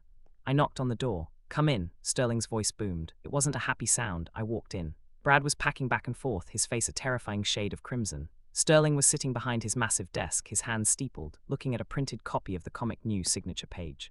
Arthur, Sterling said, his voice dangerously low. But here tells me that you deliberately sabotaged the most important presentation in the history of GlobalLink. He says you hacked the projector, delayed the audio, and changed the fonts to humiliate him in front of our biggest client. What do you have to say for yourself? Sabotage is a very strong word, Mr. Sterling, I said, standing at ease. I didn't look at Brad. I looked straight at the CEO. As the senior architect, my job is to maintain the integrity of our systems. But as I warned Brad multiple times this week, we were undergoing a critical infrastructure cycle. When a user bypasses security protocols and forces a high-bandwidth presentation through a cycling server, data corruption is almost inevitable. Data corruption, Brad yelled, spinning around. It wasn't corruption, it was a joke. The email said sarcastic. The font was Comic Sans. That's not a glitch, Sterling, that's a prank. Actually, Brad, I said, pulling a tablet out of my bag. If you look at the server logs from Tuesday morning, specifically around 11:55 a.m., you'll see that the system experienced a physical security breach in the 4th floor break room. Sterling frowned. A security breach in the break room? What does that have to do with a logistics contract? Everything, sir, I said. I tapped the tablet and turned it towards Sterling. You see, my department operates on a very strict logic flow system. When the internal environment becomes hostile or unreliable, it affects the prioritized outputs. I noticed a pattern of resource theft beginning on Tuesday. Specifically, a senior executive was repeatedly bypassing the Arthur/IT labeled storage units in the shared fridge. I hit play on the video. Sterling watched in silence. He saw Brad walk in. He saw Brad grab my lunch. He saw Brad look at the name on the bag, smirk, and walk out. Then I showed the footage from Wednesday, and Thursday, and finally Friday morning. Brad, Sterling said, his voice like dry ice. Is that you, stealing the senior architect's turkey club? It was just a sandwich, Brad stammered, his bravado finally starting to leak out. Sterling, you can't be serious. We're talking about a $20 million deal and he's showing you lunch videos. He's trying to distract you from the fact that he's incompetent. I'm not incompetent, Brad, I said. I'm thorough. Mr. Sterling, the reason the emails changed to sarcastic and the fonts changed to Comic New is because our new professional integrity filter, which I was testing this week, detects unauthorized resource shifts within the office. It's designed to flag unprofessional behavior. It seems the algorithm detected Brad's actions and automatically adjusted his outgoing tone profile to match his internal integrity score. Now, was that total BS? Yes, absolutely. I had written those scripts myself. But to a 60-year-old CEO who thinks the cloud is an actual weather formation, it sounded like high-level AI security. You see, sir, I continued, Brad's behavior created a hostile data environment. I warned him that his extension was funny and that the servers were cycling. He told me, and I quote, not to sweat the small stuff. He explicitly told me that the small stuff didn't matter. So the system prioritized the big stuff and let the small stuff like fonts, spell check, and projector brightness go to the wayside. Sterling looked at Brad. Then he looked at the video of Brad eating my sultan vinegar chips on the security feed. Brad, Sterling said. You stole a man's lunch, a man who controls every byte of data in this company. You insulted him in front of his team, and then you expected him to work miracles while you were literally taking the food out of his mouth. I'll pay for the sandwiches, Brad yelled. I'll buy him a whole deli. Sterling, fire this nerd. He's a liability. No, Brad, Sterling said, standing up. You are the liability. Mr. Henderson didn't leave because of a font.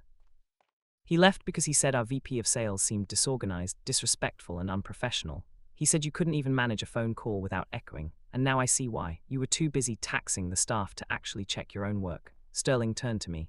Arthur, can you fix the partnership emails? Can you restore the integrity score for the company? I can, sir, I said, but it will require a clean environment.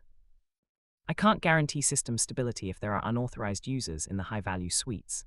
The small stuff is the foundation of the big stuff, Mr. Sterling. If the foundation is rotten, the whole building falls. Sterling nodded slowly. He looked at Brad. Brad, go to your office, pack your things. Tyler will assist you in vacating the premises. You're being terminated for gross professional misconduct and violation of employee health and safety protocols. You're firing me over a sandwich, Brad screamed. No, Sterling said. I'm firing you because you're a small stuff guy who thought he was a big dog. And in this office, the big dog is the one who keeps the servers running. Arthur, I want a full audit of the sales department by Monday, and I'll have my personal assistant bring you a turkey club from Bernie's every day for the next month. On the company's tab, Brad was let out by security 10 minutes later.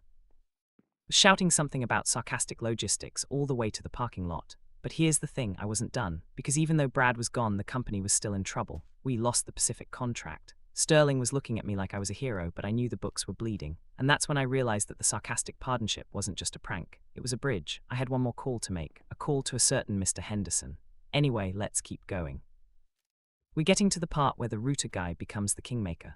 So Brad is officially out of the building.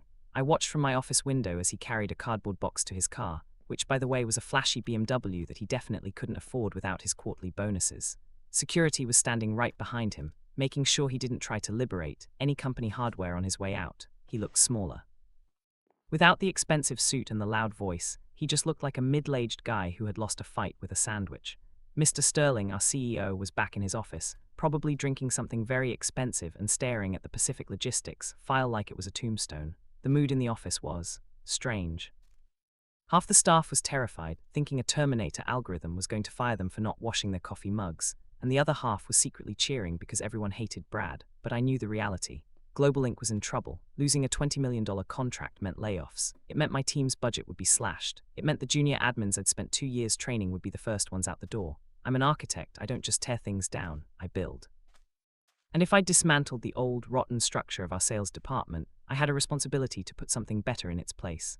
I sat at my desk, pulled up the directory, and found the personal office line for Mr. Henderson, the CEO of Pacific Logistics. I waited until 4:45 p.m., the sweet spot when executives are wrapping up their day but haven't left for the golf course yet. I dialed the number. Henderson, the voice on the other end, barked. He sounded tired. Probably because he'd just spent 3 hours listening to our competitors at Mid-State Freight talk about their logistics synergy. Mr. Henderson, this is Arthur, the senior systems architect from GlobalLink. We met in the boardroom earlier today. There was a long pause. I could practically hear him frowning. The IT nerd with the Comic Sans binders, Henderson asked. His voice wasn't angry, though. It was curious. What do you want, Arthur? I believe I made my position very clear to your CEO. We don't do business with clowns. I agree, sir, I said, leaning back in my chair. And that's exactly why I'm calling. I wanted to personally apologize for the technical difficulties you experienced today, but I also want to clarify something. You're a logistics man, Mr. Henderson. You know that if a truck has a bad engine, it doesn't matter how pretty the paint job is, that truck isn't going to deliver the cargo. Go on, Henderson said. Brad was the paint job, I said. He was loud, he was shiny, and he was completely hollow.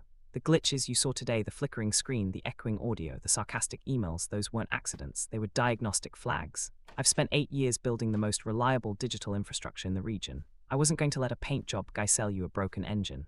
I heard the sound of a chair creaking. Henderson was listening now. Are you telling me you sabotaged your own VP in the middle of a $20 million pitch? I'm telling you that I performed a character audit on a senior executive who was compromising the integrity of this firm, I replied. Brad was a man who stole resources from his colleagues, lied about his metrics, and ignored every technical warning I gave him. If he'd closed that deal with you today, he would have been your primary point of contact for the next 5 years. Do you really want a sarcastic logistics guy handling your international freight? Henderson let out a short, dry chuckle. No, I certainly don't, but why are you telling me this now, Arthur? You've already won, the man is fired. Because GlobalLink is the right choice for Pacific, I said. Our servers are 10% faster than Mid-States. Our tracking algorithm has a 99.8% accuracy rate. And most importantly, we no longer have a paint job problem. I'm calling to invite you back for a technical-only briefing on Monday morning. No sales VPs, no Gatsby smiles, just me, my junior architects, and the actual data. There was a long silence on the line. I watched the clock on my wall. 5 seconds, 10 seconds. You've got a lot of nerve, Arthur, Henderson finally said. Most IT guys just hide in the basement and wait for the checks to clear. You're telling me you're the one running the show now. In this office, sir, the small stuff runs the show, and I'm the guy who watches the small stuff. Monday morning, 8:00 a.m., Henderson said. And Arthur, if I see a single word in Comic Sans, I'm calling your CEO and having you arrested. I wouldn't dream of it, sir, and by the way, how was the lunch at Mid-State Freight? Terrible, Henderson grunted. They served kale salads. I hate kale. I'll have a turkey club from Bernie's waiting for you on the table, Mr. Henderson. No tomatoes, extra mayo, sourdough bread. Make it 2, Henderson said. I'll see you Monday. I hung up the phone and felt a surge of adrenaline. I'd done it. I'd bypassed the sales department entirely. I spent the rest of Friday evening in the boardroom. I didn't just fix the projector, I overhauled the entire interface. I programmed a custom Pacific Logistics dashboard that showed their real-time fleet data in a beautiful, high-contrast 4K interface. No flickering, no power save protocols, just pure high-performance data. Then I went to Mr. Sterling's office. He was still there, looking like he was ready to pack his own boxes. Arthur, he said, looking up. What is it now? Did the servers melt down? No, sir, I said, putting a printed confirmation on his desk. I just scheduled a follow-up meeting with Pacific Logistics for Monday morning. Mr. Henderson is coming back. Sterling stared at the paper, then he looked at me. His jaw literally dropped. How did you? Brad said they were going to Mid-State. He said the bridge was burned. The bridge was just covered in bad paint, Mr. Sterling, I said. I've invited them back for a technical briefing. I told them the glitch has been removed from the system. And sir, I'm going to need the sales department's travel and entertainment budget for the next quarter.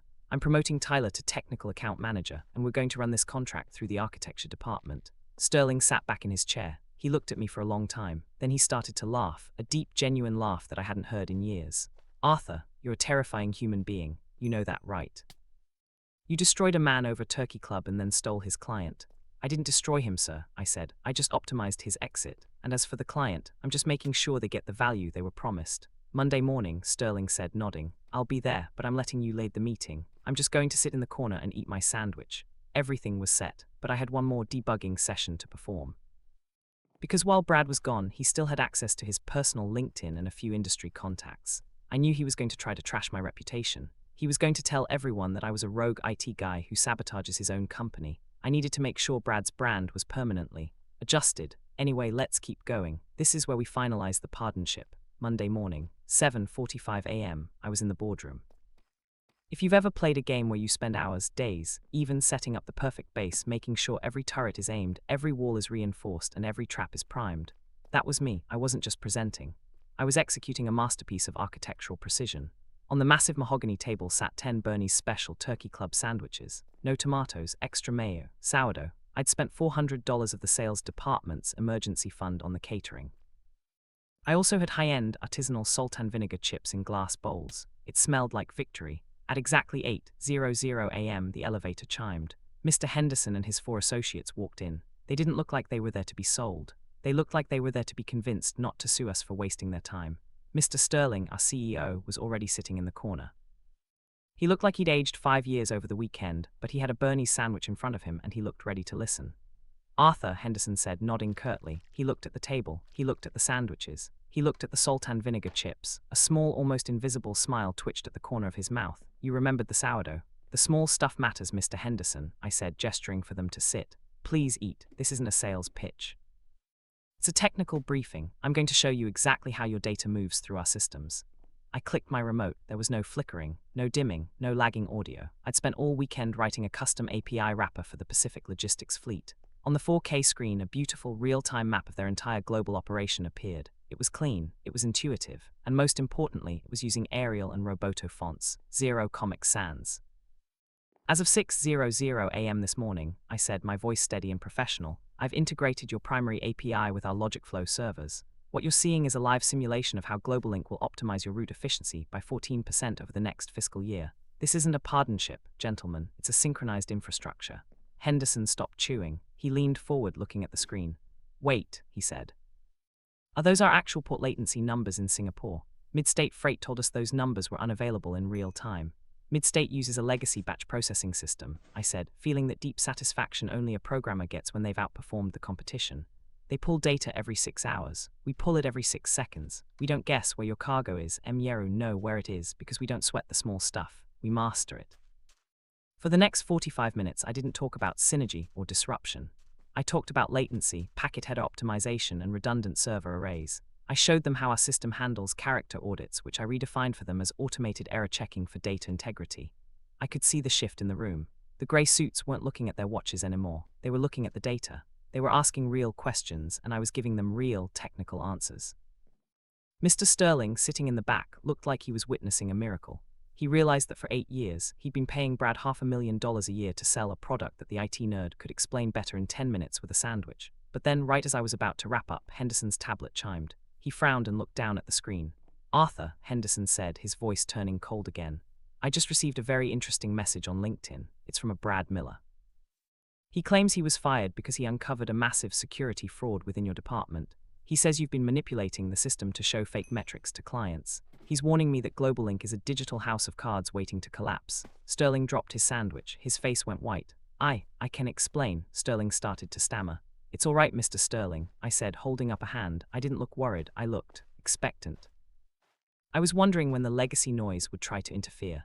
I clicked a secondary button on my remote. Gentlemen, I said, I told you I performed a character audit on Brad. When an account is terminated for gross misconduct in our firm, the system places a monitoring tag on their professional outgoings for 72 hours. It's a standard legal precaution.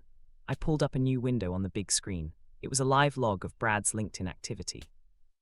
Brad didn't just message you, Mr. Henderson. He messaged 12 of our other clients, and in every single message, he used a company-issued laptop that he forgot to return, a laptop that is currently being tracked via its MAC address to a Starbucks 3 blocks from here. I zoomed in on the log. If you'll look at the metadata, you'll see that Brad's warning to you was actually written 3 days ago. It was a pre-recorded malicious script. He'd planned to use it as blackmail if he didn't get his bonus, but because he's a big-picture guy, he forgot that I'd already revoked his credentials on Friday afternoon.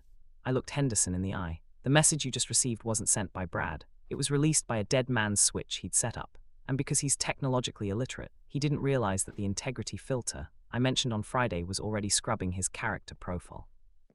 If you check the sender address on that message, you'll see it didn't come from Brad Miller. Henderson looked at his tablet. He squinted. It says, it came from Sarcastic Logistics Bot 4. Exactly, I said. The system has permanently labeled his digital identity as unreliable data. Anything he says, writes, or sends is now automatically flagged as spam across our entire network and any client-facing relays. Brad isn't a whistleblower, Mr. Henderson. He's just packet loss. And as of 10 seconds ago, our legal team has used that GPS data from the Starbucks to have the police recover the stolen laptop. Henderson stared at the screen. He looked at the sarcastic bot label. He looked at the real-time GPS map showing a little red dot at a Starbucks. He started to laugh, not a dry laugh this time, a deep roaring laugh that filled the boardroom.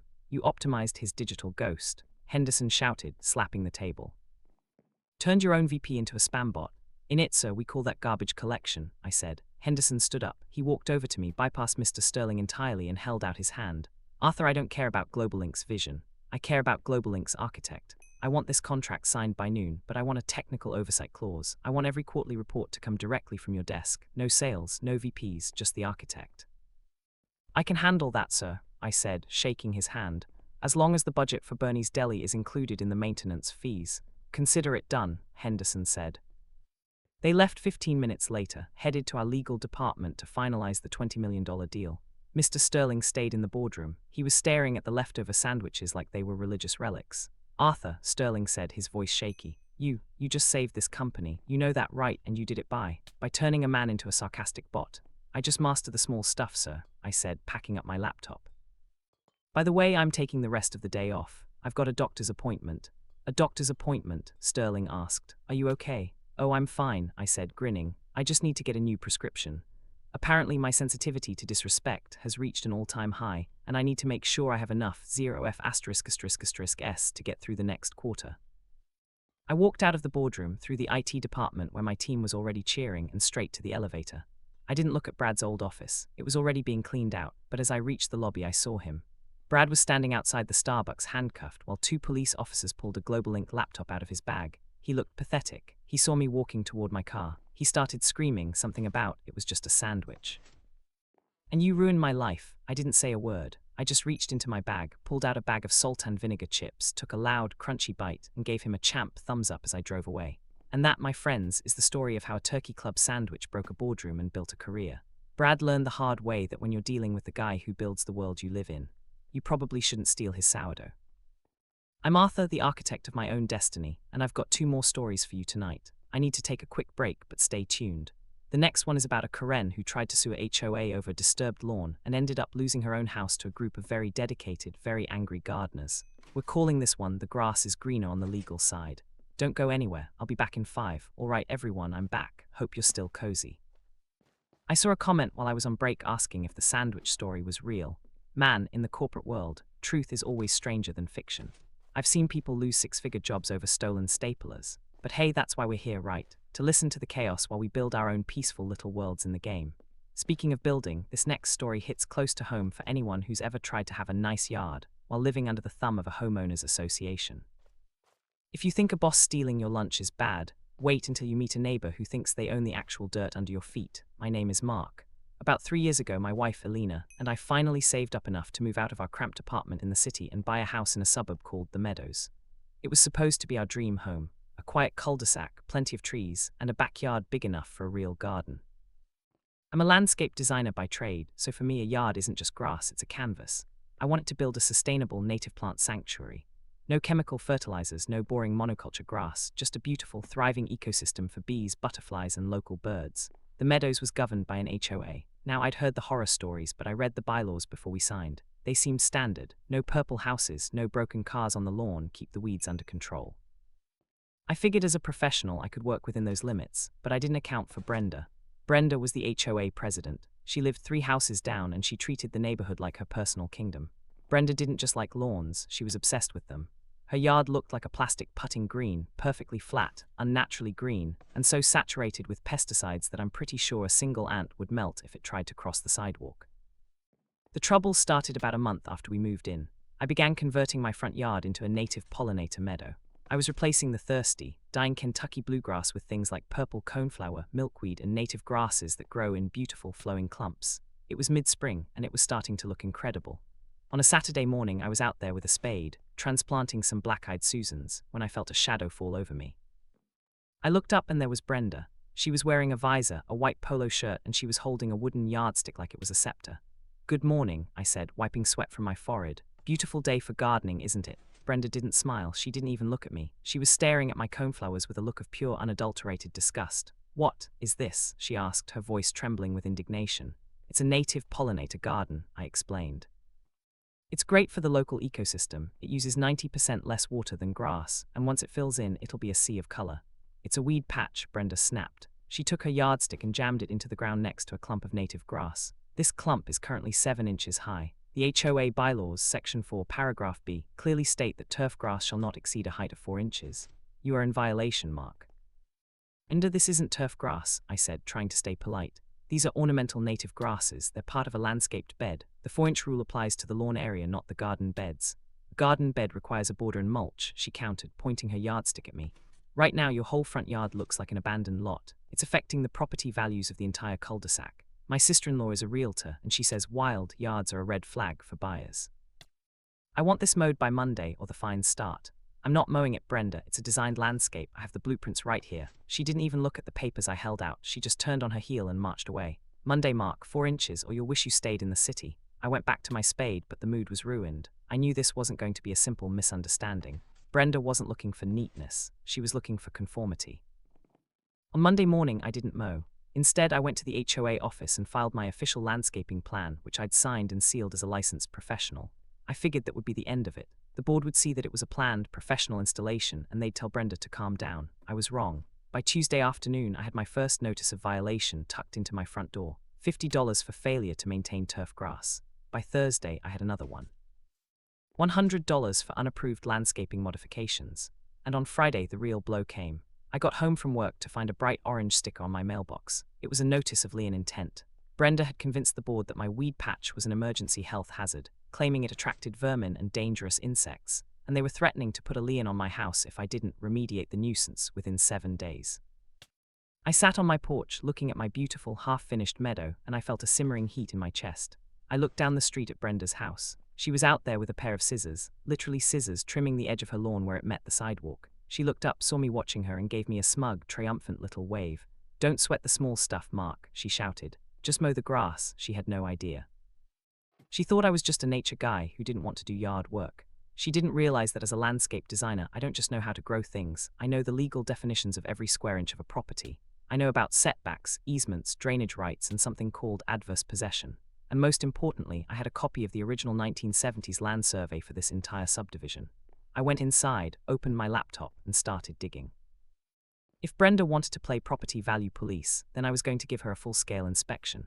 "Elena," I called out to my wife, "remember how you said Brenda's new detached garage looked a little too close to our property line?" "Yeah," Elena said, walking in with a cup of tea. "Why are you going to complain?" "No," I said, a slow grin spreading across my face. "I'm going to do something much, much worse. I'm going to perform an integrity audit of Brenda's entire life." Anyway, this is where the War of the Roses turns into a legal avalanche. Stick with me, because part 2 is where the first brick in Brenda's empire starts to crumble. So there I was, sitting at my kitchen table with a stack of blueprints that looked like they belonged in a museum. You know that feeling when you're playing Minecraft and you finally find a map to a woodland mansion. You've been grinding, you've been building your little starter base, and suddenly you have the coordinates to something massive. That was me. These surveys from 1974 were the seed map for our entire neighborhood. I'm a landscape designer, right? I deal with topography every day. I know how to read elevation lines, drainage swales, and property markers like most people read a menu. And as I was looking at the plot for Brenda's house, which was originally owned by the developer of the whole subdivision, I noticed something that made me stop breathing for a second. Brenda's lot was a corner master.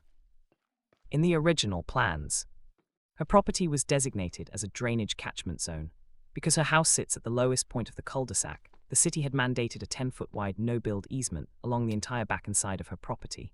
This was a public swale, a natural dip in the land designed to funnel rainwater away from our houses and into the storm drains. I looked out my window at Brenda's yard. Where the swale should have been, she had built a massive, expensive, detached 2-car garage. And next to that garage, she'd installed a beautiful raised stone patio and a zen garden filled with heavy river rocks. She hadn't just built on her land, she had literally paved over the neighborhood, exhaust pipe for rainwater. "Elena," I said, pointing at the map, "look at this. Brenda's garage isn't just close to the line, it's sitting directly on a municipal drainage easement, and she's raised the grade of her backyard by 2 feet to make that putting green flat. She's turned her property into a dam. Is that illegal?" Elena asked, leaning over my shoulder. "In the world of civil engineering, it's a death sentence," I said. "If we get a heavy storm, the water that's supposed to flow through her yard is going to back up. It'll flood my basement, the neighbor's crawl space, and probably wash out the street. And since she did it without a city permit, I checked the public records yesterday. She's personally liable for every cent of the damage. But I wasn't going to go to the city yet. I'm a professional. I believe in giving people a chance to do the right thing. Plus, I wanted to see how far Brenda would push the native plant issue. The next morning, I went out to my front yard. I didn't have a spade this time. I had a total station, a high-end laser surveying tool I use for my big commercial projects. I set up the tripod right on the sidewalk and started marking out my property lines with bright orange, surveyor's tape and wooden stakes. I was being loud, I was being obvious. I wanted the queen of the HOA to see me. 10 minutes later, the front door of the plastic palace flew open. Brenda marched down the street, her yardstick tucked under her arm like a sword. She was wearing a matching tracksuit that was so white it was blinding. "Mark!" she shrieked, stopping at the edge of my orange tape. "What on earth are you doing? This is a residential neighborhood, not a construction site. These garish orange ribbons are a violation of the Visual Harmony Clause. Take them down immediately." "Good morning, Brenda," I said, checking the laser level. "I'm just performing a certified boundary verification. Since you're so concerned about my weeds affecting property values, I wanted to make sure my garden beds are perfectly aligned with the legal setbacks. You wouldn't want me to accidentally plant a milkweed on HOA common ground, would you?" Brenda's face turned a mottled shade of purple. "I told you Monday was the deadline. You haven't mowed, you've actually added more stakes. The board met last night, and we've authorized a compulsory maintenance action. If this isn't mowed by 5 p.m., a commercial crew will be here to do it for you, and the bill will be added to your lien." I stood up straight and looked her in the eye. "Brenda, I'm going to say this once. This isn't turf grass. These are native ornamental plantings. According to the state's Right to Garden Act, which by the way overrides any HOA bylaw, I have a legal right to plant drought-resistant, native species on my own property as long as they don't block visibility for traffic." "I don't care about the state," Brenda yelled. "I am the president of this association. We have a contract. You signed it. And I'm following it," I said, pointing at my laser tool. "But while we're talking about contracts and visual harmony, I noticed something interesting while I was calibrating my equipment. Your garage, Brenda, it's beautiful. Very efficient." Brenda paused, her eyes narrowed. "What does my garage have to do with your overgrown lot?" "Well," I said, casually leaning against my tripod, "I was looking at the original 1974 drainage swale maps, the ones the city uses for flood insurance. It seems like there's a 10-foot no-build easement right where your garage is sitting. Did you get a variance permit from the city before you poured that concrete, or did you just skip the small stuff because you're the president?" The silence that followed was heavy. You could hear a lawnmower running 3 streets away. Brenda's yardstick started to shake just a little bit.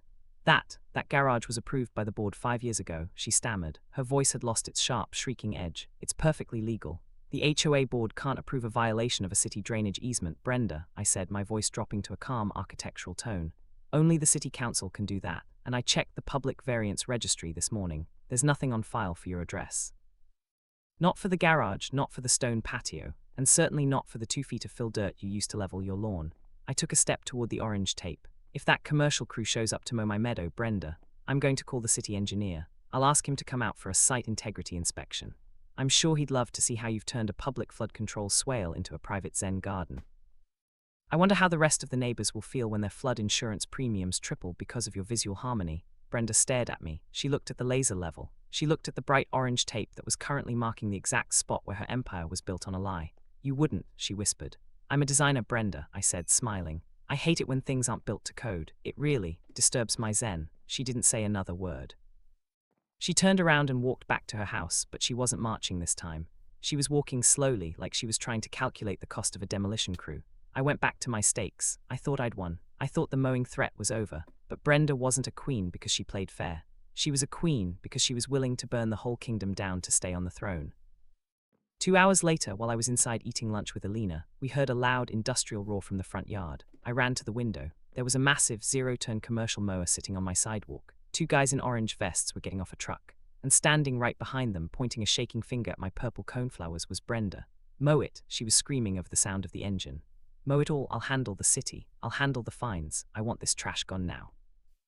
The guy on the mower looked at the orange tape. He looked at the stakes. He looked at me standing on the porch. "Hey lady," the guy yelled. "The guy says this is a native garden. If I mow a registered landscape, I can lose my license." "I am the HOA," Brenda roared. "I am PAYNGU, mow the weeds." The guy shrugged, shifted the mower into gear, and started to lower the blades. "Mark," Alina screamed from behind me. "He's going to do it." I didn't run for the mower. I didn't yell at Brenda. I pulled out my phone, hit a speed dial number I'd saved that morning, and waited for the 3-second connection. "Hello, City Code Enforcement. Yes, this is Mark at 42 Meadow Lane. I'd like to report an active illegal destruction of a protected native landscape. And while you're coming out, could you bring the easement specialist? I have a neighbor who is currently obstructing a primary flood control swale with a permanent structure. I looked at Brenda. I held up the phone. Don't sweat the small stuff, Brenda, I mouthed through the window. The mower moved forward. The blades touched the first clump of native grass, and then a siren sounded from the end of the block. Anyway, it's about to get real loud. Let's keep going. So the siren wasn't the police, not yet anyway. It was the bright yellow strobe light of a city code enforcement truck, followed closely by a white SUV with the municipal seal on the door. Out stepped a guy named Officer Vance. Now, I've worked with Vance before on some commercial projects downtown. He's a guy who has seen everything from illegal basement apartments to people trying to build helipads in their backyards. He's got the temperament of a bored librarian and the legal knowledge of a high court judge. The mower guy, bless his heart, saw the city truck and killed the engine immediately. The silence that followed was deafening. You could hear the clicking of the mower's cooling metal and the frantic breathing of Brenda, who was standing there with her yardstick clutched so tightly I thought it was going to snap in half. "Morning, everyone," Vance said, adjusting his sunglasses. He didn't even look at me first. He looked at the massive zero-turn mower sitting on my front lawn, its blades currently hovering an inch above a patch of purple coneflower. "We got a call about a landscape destruction in progress and a potential easement obstruction. Who's the owner here?" "I am," I said, stepping off the porch. I had my architect's folder tucked under my arm. "Mark Davis, licensed landscape designer. And this," I gestured to the meadow, "is a registered pollinator habitat under the state's Green Space Act. I have the registration paperwork right here, including the certified site plan." Brenda finally found her voice. It was a high, shrill sound that made a couple of neighbors peek out from behind their curtains. "Officer, thank goodness you're here," she shouted, ignoring the fact that she was the one being reported. "This man is in flagrant violation of the neighborhood covenants. He's harboring vermin. He's deliberately devaluing our homes. I am the president of the HOA, and I ordered this emergency remediation because he refused to comply with our standards." Vance looked at Brenda. He looked at her white tracksuit, then he looked at her yardstick. "Ma'am," Vance said, his voice flat, "does the HOA have a court-ordered injunction to enter this private property and destroy a registered habitat?" Brenda blinked. "An injunction? No, we have the bylaws." "The bylaws say I can." "The bylaws," Vance interrupted, "are a private contract between neighbors. They don't give you the right to trespass or perform summary execution on a landscape that is protected by state environmental law. If that mower had moved another 6 inches, I'd be handing your contractor a $5,000 fine and putting you in the back of a squad car for criminal mischief." The mower guy didn't wait to hear more. He hopped back on his machine, reversed it onto the trailer, and whispered something to his partner. Within 60 seconds, the truck was peeling away, leaving Brenda standing alone on the sidewalk. "Now," Vance said, turning to me, "let's talk about that secondary report, the easement obstruction. You mentioned a primary drainage swale." This was the moment. This was the endgame move. I opened my folder and pulled out a high-resolution, color-coded map. I'd used my office's GIS software to overlay the 1974 municipal drainage plans with current satellite imagery of our block. I pointed to the bright blue line that ran straight through the middle of the cul-de-sac and took a sharp 90-degree turn right through the back of Brenda's lot. "According to the 1974 Master Survey, Section 12A, I said, loud enough for Brenda to hear, "this entire block's stormwater is designed to gravity feed into a 10-foot-wide swale on Lot 42, that's Brenda's property. It's a dedicated municipal easement. No permanent structures, no fill dirt, no obstructions." Vance took the map. He looked at it for a long time. Then he looked down the street at Brenda's massive, beautiful, illegal detached garage. He looked at the stone patio. He looked at the Zen garden that was currently sitting right on top of the neighborhood's only escape route for a 100-year flood. "Ma'am," Vance said, his tone shifting from bored to serious government official.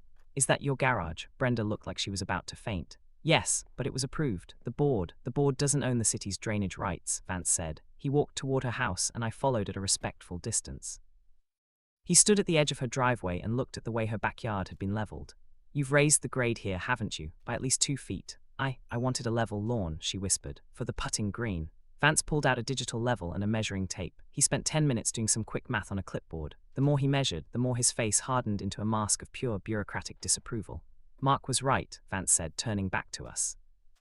"This isn't just a violation. This is a public safety hazard. By filling in this swale and building a structure over the easement, you've basically created a dam. If we get a 3-inch rain event, the 3 houses up the hill, including Mark's, are going to take on water because it has nowhere to go. The hydrostatic pressure alone could collapse a foundation wall." Brenda tried one last desperate Karen move. She pointed her yardstick at me. "He's just doing this because I told him to mow his weeds. He's being vindictive. It's a personal vendetta." It might be, Vance said, shrugging. But the law doesn't care about your feelings, ma'am. The law cares about where the water goes. And right now, the water goes into your garage. Vance walked back to his truck and grabbed a stack of official notice forms. He started writing, and he didn't stop for 5 minutes. When he was done, he walked over to Brenda's front door and slapped 3 different bright red stickers on the glass. Notice 1, Vance said, pointing to the first sticker. Immediate cease and desist on all HOA enforcement actions against Lot 42 pending a full environmental audit of the neighborhood. Notice 2, mandatory order to remediate. You have 30 days to remove all fill dirt and obstructions from the municipal easement.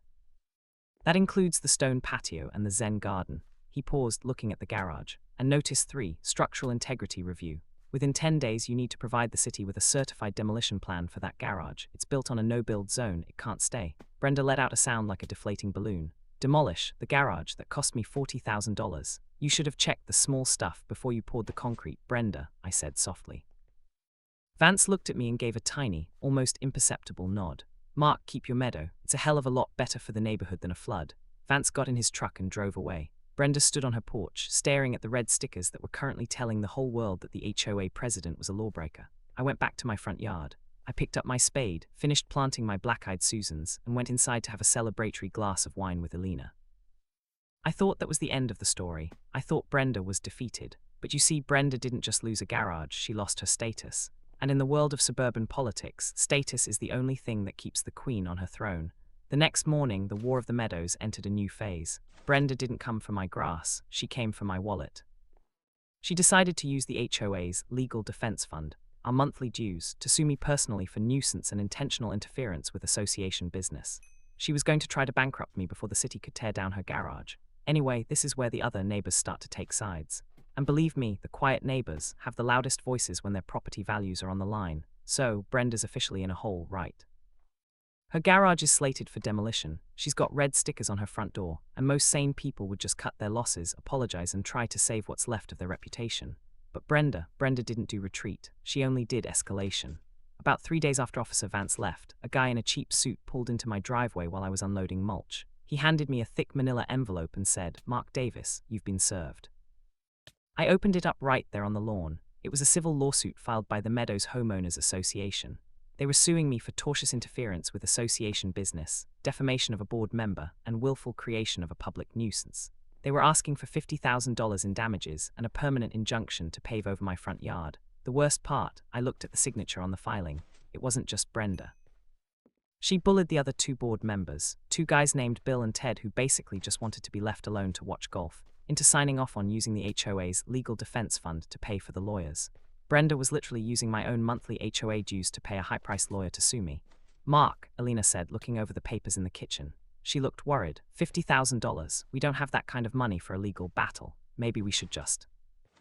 I don't know, put in some sod and call it a day. It's just grass. It's not just grass, Alina, I said, my voice calm but vibrating with that architect's focus. It's a precedent. If she wins this, she owns every blade of grass in this neighborhood. And besides, she made a massive tactical error. What error? She used the HOA legal fund, I said, pointing at the documents.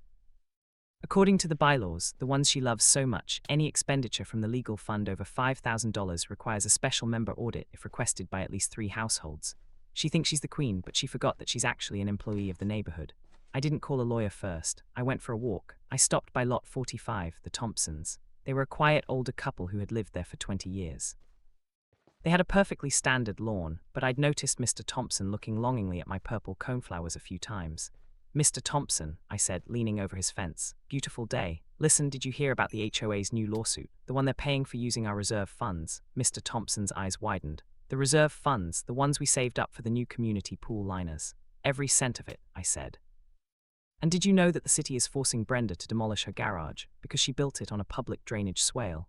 A swale that, if it stays blocked, is going to flood your basement the next time we get a heavy spring rain." Within an hour, I had the Thompsons. Then I had the Millers from Lot 38. Then I had the quiet guy from the end of the block who had been fined last year for having the wrong shade of white on his curtains.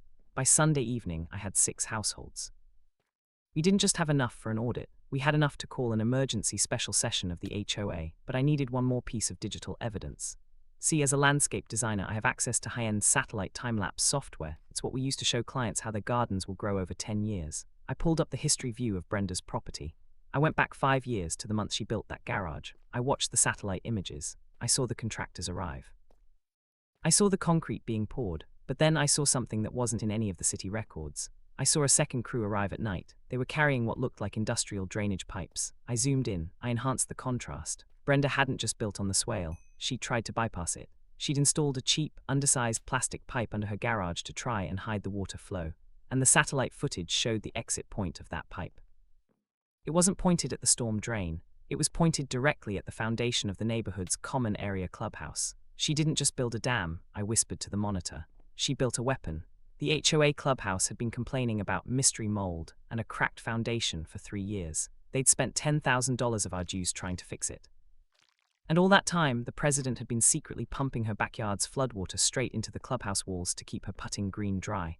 The emergency meeting was set for Tuesday night at the clubhouse. I showed up early. I didn't bring my spade. I brought a portable projector, my laptop, and a very thick folder of financial inconsistencies.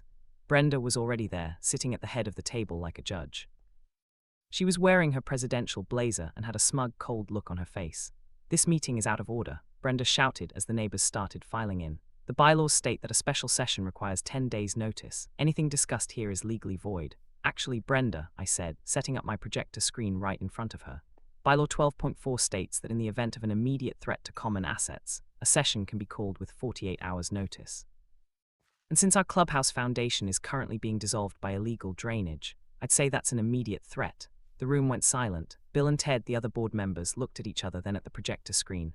"Mark," Bill said, looking nervous. "What are you talking about? What drainage?" "Let me show you," I said. I hit the play button. I didn't start with the meadow. I didn't start with the lawsuit. I started with the satellite footage of Brenda's midnight pipe. Anyway, this is the part where the Queen realizes that her throne isn't made of gold. It's made of wet cardboard, and the water is rising fast. The room was so quiet you could hear the hum of the projector's cooling fan. I watched Brenda's face in the blue light of the screen. Her smug, presidential expression didn't just slip, it disintegrated. She looked like someone had just pulled the rug out from under her, only the rug was made of a $40,000 illegal garage and a decade of neighborhood lies.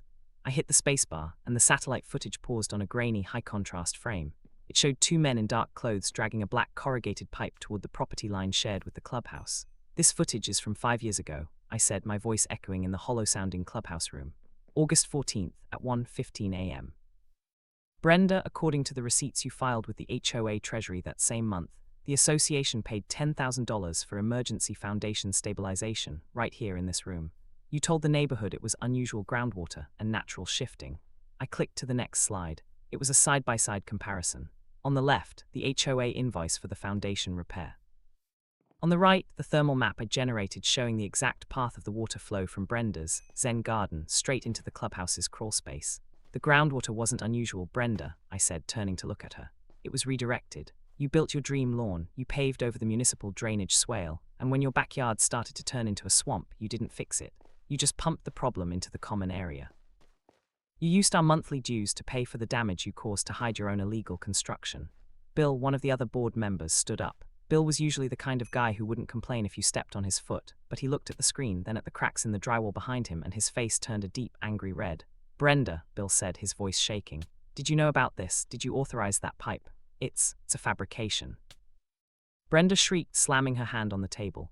"This man is a hacker. He's using AI to generate fake videos. He's trying to destroy me because I'm holding him accountable for his weed-infested lot." "Bill, Ted, don't listen to him. This meeting is illegal," but it was too late. The quiet neighbors were quiet no longer. Mr. Thompson stood up from the back row. "I don't think it's fake, Brenda," Thompson said. "I remember that night 5 years ago. I saw the trucks. You told me they were pool cleaners doing a late-night emergency flush, but we don't have a community pool, do we? We have a pool fund that's currently empty because you said we needed legal defense instead." That was the spark. The room erupted. People weren't just mad about the grass anymore. They were mad about their money. They were mad about the lies. And most of all, they were mad that their property values were being threatened by a president who had turned the neighborhood into a sinking ship. I held up my hand to quiet them down. I wasn't done. "There's one more thing," I said. "Brenda has filed a $50,000 lawsuit against me on behalf of the HOA. She's already spent $5,000 of our reserve funds on a retainer fee for a lawyer who specializes in aggressive property litigation. She did this without a community vote, claiming it was an emergency protection of assets." I pulled up the last slide. It was the HOA's bank statement from the previous Friday. It showed a $5,000 withdrawal labeled Legal Meadows. "If we don't stop this tonight," I said, "that lawyer is going to spend the rest of our reserves trying to pave over my yard to protect Brenda's ego." And when the city comes to tear down her garage next week, which they will, the HOA could be held liable for the structural oversight because the president signed the permits herself. Ted, the third board member, finally spoke up. Ted was a retired accountant, and he looked like he was doing the math in his head. It wasn't looking good for Brenda. Brenda, Ted said softly. The bylaws say that any legal action involving more than 1% of the annual budget requires a full board signature. I never signed that retainer. Bill never signed that retainer. Where did you get the authority? Brenda looked trapped. She looked at the door, but 3 neighbors were standing in front of it. She looked at Bill and Ted, but they had moved their chairs away from her. I did what was necessary, she yelled, her voice cracking. I am the only one who cares about the standards of this neighborhood. Without me, this place would be a jungle. Look at his yard. It's an insult. It's a garden, Brenda, Mr. Thompson interrupted. And honestly, I'd rather have 100 gardens like Mark than one more day of your standards. Mr. Thompson looked at Bill and Ted. I move for an immediate vote of no confidence and the emergency removal of Brenda from the board, effective tonight. And I want an immediate freeze on all HOA bank accounts until a full forensic audit can be performed. I second that motion, Bill said loud and clear. All in favor? Ted asked. Every single hand in that room went up. Even some people who had previously been on Brenda's side. Brenda didn't wait for the formal count. She grabbed her visor, shoved her yardstick into her bag, and pushed her way through the crowd. She was sobbing, not the I'm sorry kind of sob, but the I'm angry I got caught kind of sob. You'll see, she shouted from the hallway. When the weeds take over and the snakes come, you'll all be begging me to come back. You're destroying the meadows. The door slammed shut. The room was quiet for a second, then a massive cheer broke out. People were shaking my hand, hugging Alina, and asking me questions about native milkweed. It felt like a revolution, but as the noise died down, Bill walked over to me. He looked exhausted. Mark, he said, rubbing his eyes, that was incredible, but we have a problem. If Brenda really did pipe water into the clubhouse and the city is coming for her garage, the association is broke. We don't have the money to fix the foundation or defend against the city's integrity review. We might have won the battle, but we've inherited a disaster. I looked around at the cracked walls of the clubhouse. I looked at the neighbors who were finally talking to each other instead of measuring each other's grass. Don't worry, Bill, I said. I'm a designer. I know how to build something better from the ruins, but first, we need to talk about restorative landscaping. Because Brenda's lawn isn't just a dam, it's an asset. If we do this right, the HOA doesn't have to pay a cent. Anyway, this is where the War of the Roses turns into the Great Green Restoration. But Brenda wasn't finished. She still lived in the neighborhood. She still owned that house. And she was about to find out that no confidence was just the beginning of her legal nightmare. Stick around, because part 6 is where the midnight pipe comes back to bite Brenda in a way she never expected. Hey, you guys still with me? That HOA meeting was basically the red wedding of suburban politics, wasn't it? I saw a comment asking if Brenda actually thought she could get away with a midnight pipe. Man, when someone has been in power for 10 years without anyone checking their math, they start to think they're invincible. They start to think the rules are just suggestions for lesser people. But the morning after that meeting, that's when the suburban hangover really set in. I woke up at 7 a.m. to the sound of heavy machinery. I looked out my bedroom window, and there was a massive yellow excavator idling right in front of Brenda's house. Officer Vance was there too, wearing a hard hat and holding a clipboard that looked like a weapon of mass destruction. The city wasn't waiting 30 days. Because Brenda had willfully obstructed a primary flood control swale, they had declared an emergency utility restoration. They weren't just asking her to move the garage, they were coming to take it. I walked down to the sidewalk with a cup of coffee. A few other neighbors, Mr. Thompson, Bill, and Ted, were already there, watching in a sort of grim silence. Brenda was standing on her porch, still in her white tracksuit, screaming at a guy in a neon vest. She looked smaller somehow. Without the yardstick and the HOA title, she just looked like a lady shouting at a tractor. You can't do this, she was yelling. I have an appeal in progress. I've contacted my lawyer. This is private property. Ma'am, Officer Vance said, not even looking up from his clipboard. The private property argument ended the second you poured concrete over a public easement. This garage is officially a hazardous obstruction. Stand back, or I'll have the officers move you. The excavator swung its massive arm. Crunch, the sound of a $40,000 dream garage being torn open like a soda can was. Well, it was the loudest thing I've ever heard. It was the sound of a decade of bullying coming to an end. Brenda let out a shriek and ran back inside her house, slamming the door so hard a piece of trim fell off her porch. But while the garage was coming down, Ted, our neighbor the accountant, was doing the real damage. Ted had spent the entire night in the clubhouse basement with the HOA's digital records. Since the board had officially frozen Brenda's access, Ted had the keys to the kingdom, and what he found was a financial horror story. Mark, Ted said, walking over to me as the excavator started tearing into the garage's foundation. He looked like he'd aged 10 years. It's worse than the pipe, way worse. What did you find? She's been using the HOA credit card for neighborhood beautification for 3 years, Ted said, handing me a printout. but the beautification was all at her address. High-end fertilizers, professional edging services, even the specialized river rocks for her Zen garden, all billed to the association as common area maintenance. She's embezzled at least $15,000 from our dues to keep her yard looking like a country club. I looked at the receipts.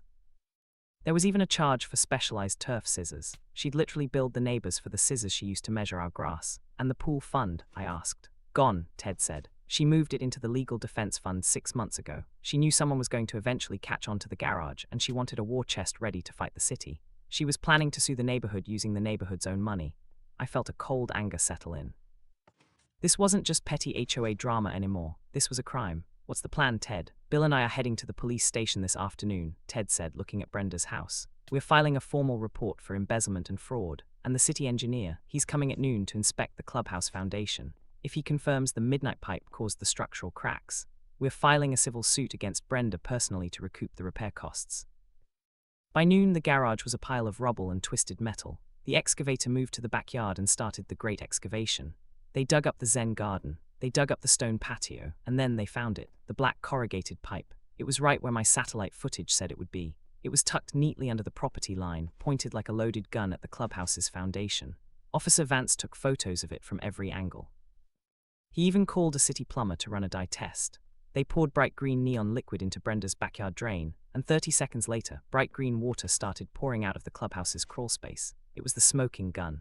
Brenda came out of her house one last time that afternoon. She had a suitcase in her hand and was heading for her car, a luxury SUV that, according to Ted's audit, had been detailed twice a month on the HOA's tab. She stopped when she saw the green water. She looked at Vance. She looked at me. She looked at the pile of trash that used to be her $40,000 garage. I hope you're happy, Mark, she said, her voice shaking with a cold, desperate hate. You've destroyed the value of this neighborhood. You've turned us into a slum. I'm leaving. I've already listed my house. Someone will buy it and they'll bring back the standards. You'll see. Actually, Brenda, Officer Vance said, stepping forward. About that listing, I've just filed a notice of list pendens with the county recorder. It's a legal cloud on the title. Because this property is under a mandatory order to remediate and has an active municipal lien, you can't sell it. Not until the garage is gone, the swale is restored, and the HOA is paid back every cent of that beautification money. Brenda's suitcase hit the driveway. Thud, you're locking my house. I'm flagging it, Vance corrected.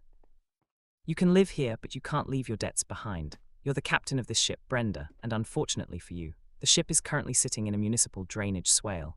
I watched Brenda get into her car and drive away, leaving her house with the red stickers and the green water behind. She didn't have a yardstick anymore. She didn't have a board. She just had a pile of legal bills that were growing by the hour. But as the sun started to set on the great mowing war, Bill walked over to me. He looked at my pollinator meadow, which was now in full bloom. A monarch butterfly landed on one of my purple coneflowers, oblivious to the chaos down the street. It's a beautiful garden, Mark, Bill said, but we have a long road ahead of us. We have to rebuild the board, fix the clubhouse, and somehow find the money to pay for the audit. Brenda really did leave us in a hole. I looked at the blooming flowers. I looked at the bees. And then I looked at the pile of rich, high-end, fill dirt the city had just dug out of Brenda's backyard to restore the swale. Don't worry, Bill, I said. Brenda's piggy bank is gone, but her Zen garden is still here. And I know a way to turn that river rock and fill dirt into a community asset that'll save us $30,000 in repairs. Anyway, this is where revenge turns into redesign. But Brenda wasn't finished. She might have been flagged, but she still had one last card to play. She decided that if she was going down, she was going to take the entire HOA board down with her for aiding and abetting her decisions. Stick around for part 7, because this is where the legal war goes from a skirmish to a full-blown class action disaster. If you're still grinding away in your world, or maybe you're just tucked in and ready for the final act of this suburban nightmare, stay with me. Because this is the part where Karenism reaches its final form.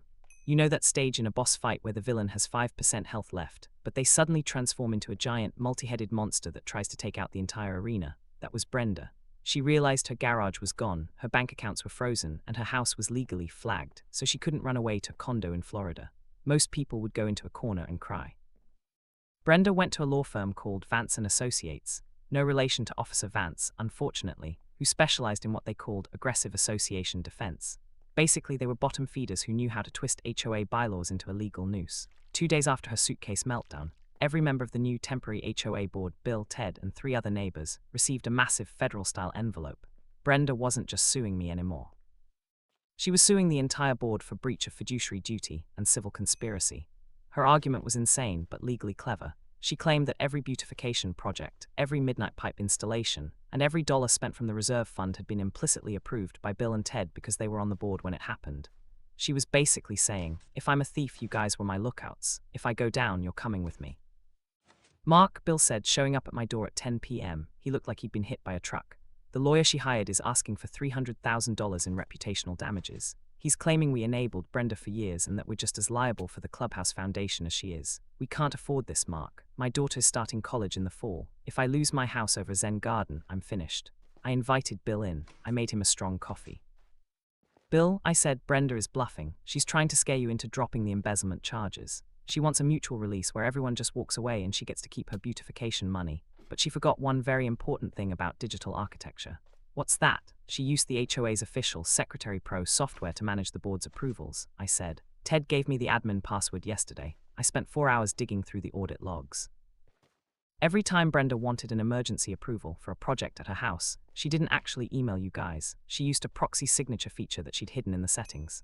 A what? A digital forgery, I explained. She'd send an email to herself, approve it using your digital ID, and then archive the thread before you ever saw it. The software shows the IP address of every signature. Bill, every single board approval for the last 3 years came from the same iMac. Brenda's iMac. The next morning, we didn't go to the police station. We went to the district attorney's office. We presented the audit log. We presented the satellite footage of the pipe. And we presented the shadow ledger Ted had found, the one that showed the consulting fees Brenda had been paying to a company called Greenscape Consulting, which turned out to be a shell company registered to her sister-in-law. The DA didn't just open a file. They issued a search and seizure warrant. I was out in my front yard, finally putting the finishing touches on my pollinator meadow. The milkweed was knee-high and the bees were everywhere. It was the most peaceful I felt in months. Then 3 black SUVs pulled into the cul-de-sac. They didn't go to my house, they went to Brenda's. I watched as 4 investigators in State Bureau windbreakers walked up her driveway. They didn't knock. They used a master key provided by the HOA board. 10 minutes later, they walked out carrying Brenda's iMac, 3 boxes of paper records, and of all things, the original wooden yardstick she used to harass the neighbors. Brenda wasn't home. She was at her lawyer's office, probably signing more conspiracy lawsuits. When she drove back into the neighborhood and saw the yellow evidence tape across her front door, she didn't scream. She didn't shriek. She just sat in her SUV and stared. She realized that the small stuff had finally added up to a big problem. But the real class action disaster happened that evening, because word had gotten out. The neighbors who had been fined for wrong-colored curtains, the lady who had been forced to remove her illegal bird feeder, the guy who had paid $3,000 in late mowing fees, they all showed up at the clubhouse. They didn't want a meeting, they wanted a settlement. They realized that the HOA, the association they all paid for, had been turned into a weapon against them. And since Brenda had claimed the board aided and abetted her, the neighbors decided to take her at her word. They filed a joint class action against the association, demanding a full refund of every fine collected under Brenda's 10-year reign of terror. The total, nearly $400,000. Mark, Ted said, standing in the middle of the crowded clubhouse. We're bankrupt. Even if we sell the common land, we can't pay back $400,000. Brenda's legal war has literally deleted the neighborhood. I looked at the neighbors. They were angry, but they were also tired. They didn't want to destroy their own neighborhood, they just wanted their dignity back. Ted, I said, the association isn't bankrupt. Brenda's property insurance is. And I know a way to use the midnight pipe to trigger a total loss claim on her house that will pay for the clubhouse, the refunds, and the new garden. Anyway, this is where the architect's revenge reaches its final legal conclusion. Brenda thought she could use the HOA as a shield. She didn't realize I was going to use it as a mirror. Stick around for part 8, the final finale. This is where we find out what happens to the meadows, what happens to my meadow, and where Brenda ends up. Hint, it doesn't have a putting green, so here we are, the final chapter in the War of the Meadows. If you've ever finished a massive terraforming project in Minecraft, you know, where you've spent weeks draining an ocean monument or flattening a mountain range just to build your perfect base, you know that feeling when the last block of grass finally grows back. You look out over the landscape and you realize that the world isn't just fixed, it's transformed. That was the meadows on a Tuesday morning, exactly 6 months after the midnight pipe was unearthed. Brenda's legal monster didn't just stumble, it imploded. See, she thought she was a genius for hiring that aggressive law firm to sue the board, but she forgot that insurance companies hate losing money even more than they hate Karen lawsuits. Because Brenda had used her official HOA credentials to approve her own illegal garage and the midnight pipe, the association's errors and omissions insurance kicked in, but it didn't kick in to defend her, it kicked in to replace her. The insurance investigators spent 2 weeks at the clubhouse. They saw the green water, they saw the digital forgeries. And then they did something Brenda never expected. They declared her willful misconduct a breach of her personal liability. They paid out the $400,000 to the neighbors to settle the class action, but then they subrogated the claim. That's a fancy legal word for, we paid the neighbors, so now you owe us the $400,000, Brenda. Between the city's fines for the easement obstruction, the cost of the garage demolition, the HOA's claim for the embezzled beautification money, and now the insurance company's $400,000 bill, Brenda was looking at a debt of nearly $600,000. She didn't just lose the board, she lost the plastic palace. The house went into a judicial sale, and because it was flagged for the drainage violations, nobody wanted to buy it, except for a non-profit group I've been working with called the Urban Forest Trust. They bought the house for a fraction of its value, used the remaining insurance settlement to fix the foundation, and turned the entire lot, the putting green, the Zen garden, all of it into a community demonstration garden. Today, Brenda's old yard is the exact opposite of a plastic palace. It's filled with native oak trees, wildflower meadows, and 3 massive, beautiful rain gardens that handle 100% of the neighborhood's stormwater. The Midnight Pipe was replaced with a series of winding, rocky streams that actually look like a natural park. And Brenda, last I heard, she moved to a high-rise condo downtown, a place with no yards, no grass, and most importantly, no HOA board for her to run. I heard she got fined $50 last month because her balcony umbrella was the wrong shade of beige. I'd like to think she appreciated the irony, but knowing Brenda, she's probably already suing the building manager. As for my meadow, it's thriving. I've got monarch butterflies, honeybees, and even a family of owls that moved into the old oak tree at the back of the lot. But the best part isn't the birds or the bees, it's the neighbors. Every Saturday morning, half the cul-de-sac shows up at my house. We don't have board meetings anymore, we have work days. We trade seeds, we help each other prune our native shrubs, and we share a massive pot of coffee. The meadows isn't a monoculture anymore. Every yard is different, every garden is a canvas, and our property values have actually risen by 15% because we're known as the sustainable neighborhood in the city. The small stuff finally added up to something beautiful. Bridge, man, I need a second to just take that in. There's something so satisfying about seeing a lawnmower-obsessed Karen get defeated by a bunch of wildflowers. I hope you guys enjoyed that one as much as I did. It's a good reminder that just because someone has a title and a yardstick, it doesn't mean they actually know where the property line is. So we've been at this for a while now. I'm looking at the clock and we're coming up on the 2-hour mark. I promised you 4 stories and I'm going to deliver. We've covered a $120 million Bitcoin bunker, a corporate sandwich war, and a $600,000 grass battle. But this last one, this one is personal. This is a story about a family inheritance, a forgotten junk drawer, and a single dusty old computer that contained a glitch worth more than every other story tonight combined. We're calling this final story, The Ghost in the Hard Drive. It starts with a funeral, ends with a private island, and has a middle part that involves the most intense digital treasure hunt you've ever heard of. If you're still with me, if you're still building in your world, or if you're just about to drift off to sleep, settle in. This is the big one. My name is Leo. 3 years ago, my great-uncle Arthur passed away. Arthur was, well, he was the family eccentric. He was a brilliant mathematician who worked for a defense contractor in the 80s, but after he retired, he basically became a hermit. He lived in a tiny, cramped house in the middle of nowhere, surrounded by stacks of old magazines, half-broken radios, and boxes of digital junk from the early days of the internet. When he died, the family spent about 2 days cleaning his house. Most of it was literal trash. Old CRT monitors, floppy disks that had turned to dust, and miles of tangled VGA cables. My cousins were just throwing it all into a dumpster, looking for the real stuff, the jewelry, the cash, the deed to the house. I was the only one who bothered to look in the junk drawer of his old desk. While my cousins were arguing over who got his old silver watch, I found a small, heavy object wrapped in an anti-static bag. It was an old-school 20 GB external hard drive, the kind that needs its own power brick and sounds like a jet engine when it spins up. On the side of the bag, Arthur had written one word in his neat mathematical script: keys. I took it home. I didn't think much of it. I figured it was just some old encrypted files or maybe his keys to some long-forgotten software licenses.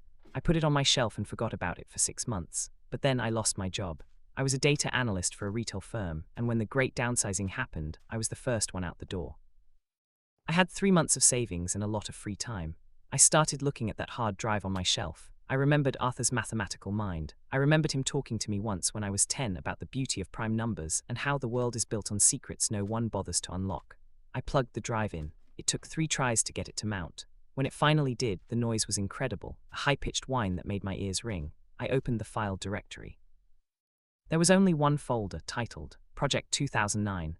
Inside that folder was a single file, encrypted with a 256-bit AES key. It was 4 KB, tiny, but next to it was a text file titled Read Me, Leo. I opened it and my heart stopped.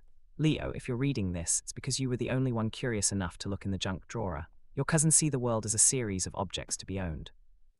You see the world as a puzzle to be solved. Inside this encrypted file is a digital key I generated in early 2009. I was an early tester for a decentralized ledger project. I ran a node for 3 months on my old workstation. I forgot about it for years, but before I died, I realized what it had become. The note continued. The password is the number of prime integers between the day we first went fishing and the day you graduated college. Use the sieve of Eratosthenes. Don't tell your cousins, they have enough silver, you deserve the gold. I sat there staring at the screen. I knew exactly what decentralized ledger project he was talking about. I'd been reading about it for years, but I'd always been too late to the party. If Arthur had been testing in early 2009, that meant he was one of the first. I pulled out my old journals. I found the dates. I sat down at my desk, opened a Python terminal, and started coding the sieve. I wasn't looking for a key. I was looking for a fortune. But I didn't realize that Uncle Arthur had one last puzzle for me, a puzzle that would take me across the country and put me in the crosshairs of the very people who had fired me. Anyway, let's keep going. The hunt for the ghost in the hard drive is just beginning. So I'm sitting there in my dark apartment, the only light coming from my dual monitor setup. On one screen, I have the encrypted 4KB file, the digital ghost of my Uncle Arthur, and on the other, I'm staring at a blank Python script, the number of prime integers between the day we first went fishing and the day you graduated college. Uncle Arthur was a man who didn't believe in easy. He believed that if you wanted something of value, you had to prove you were worth the effort. I spent 4 hours digging through a box of old physical photos Elena had kept in the back of our closet.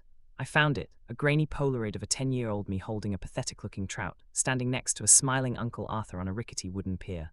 On the back, in my mom's handwriting, June 12, 1998, Lee's first catch. Then I pulled up my digital records. My college graduation date, May 22, 2014.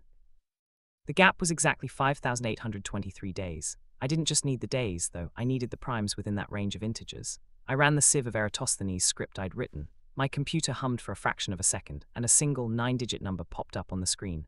I typed the number into the decryption prompt for the 4KB file. I hit enter. The little loading circle spun for what felt like an eternity. My heart was thumping against my ribs, and then, success, the file unfolded into a simple text document. It wasn't a list of passwords, it was a single 64-character string of random letters and numbers, a private key, and below it a single line of text. The wallet is at 1A1ZP1, but the door only opens in the place where the stars don't move. I'm a data guy, so I immediately recognized the address prefix. It was one of the original Bitcoin addresses from January 2009. I opened a Blockchain Explorer and pasted the address in. I nearly fell out of my chair. The balance was 10,000 Bitcoin. In 2009, that was worth literally zero. It was just play money for math nerds.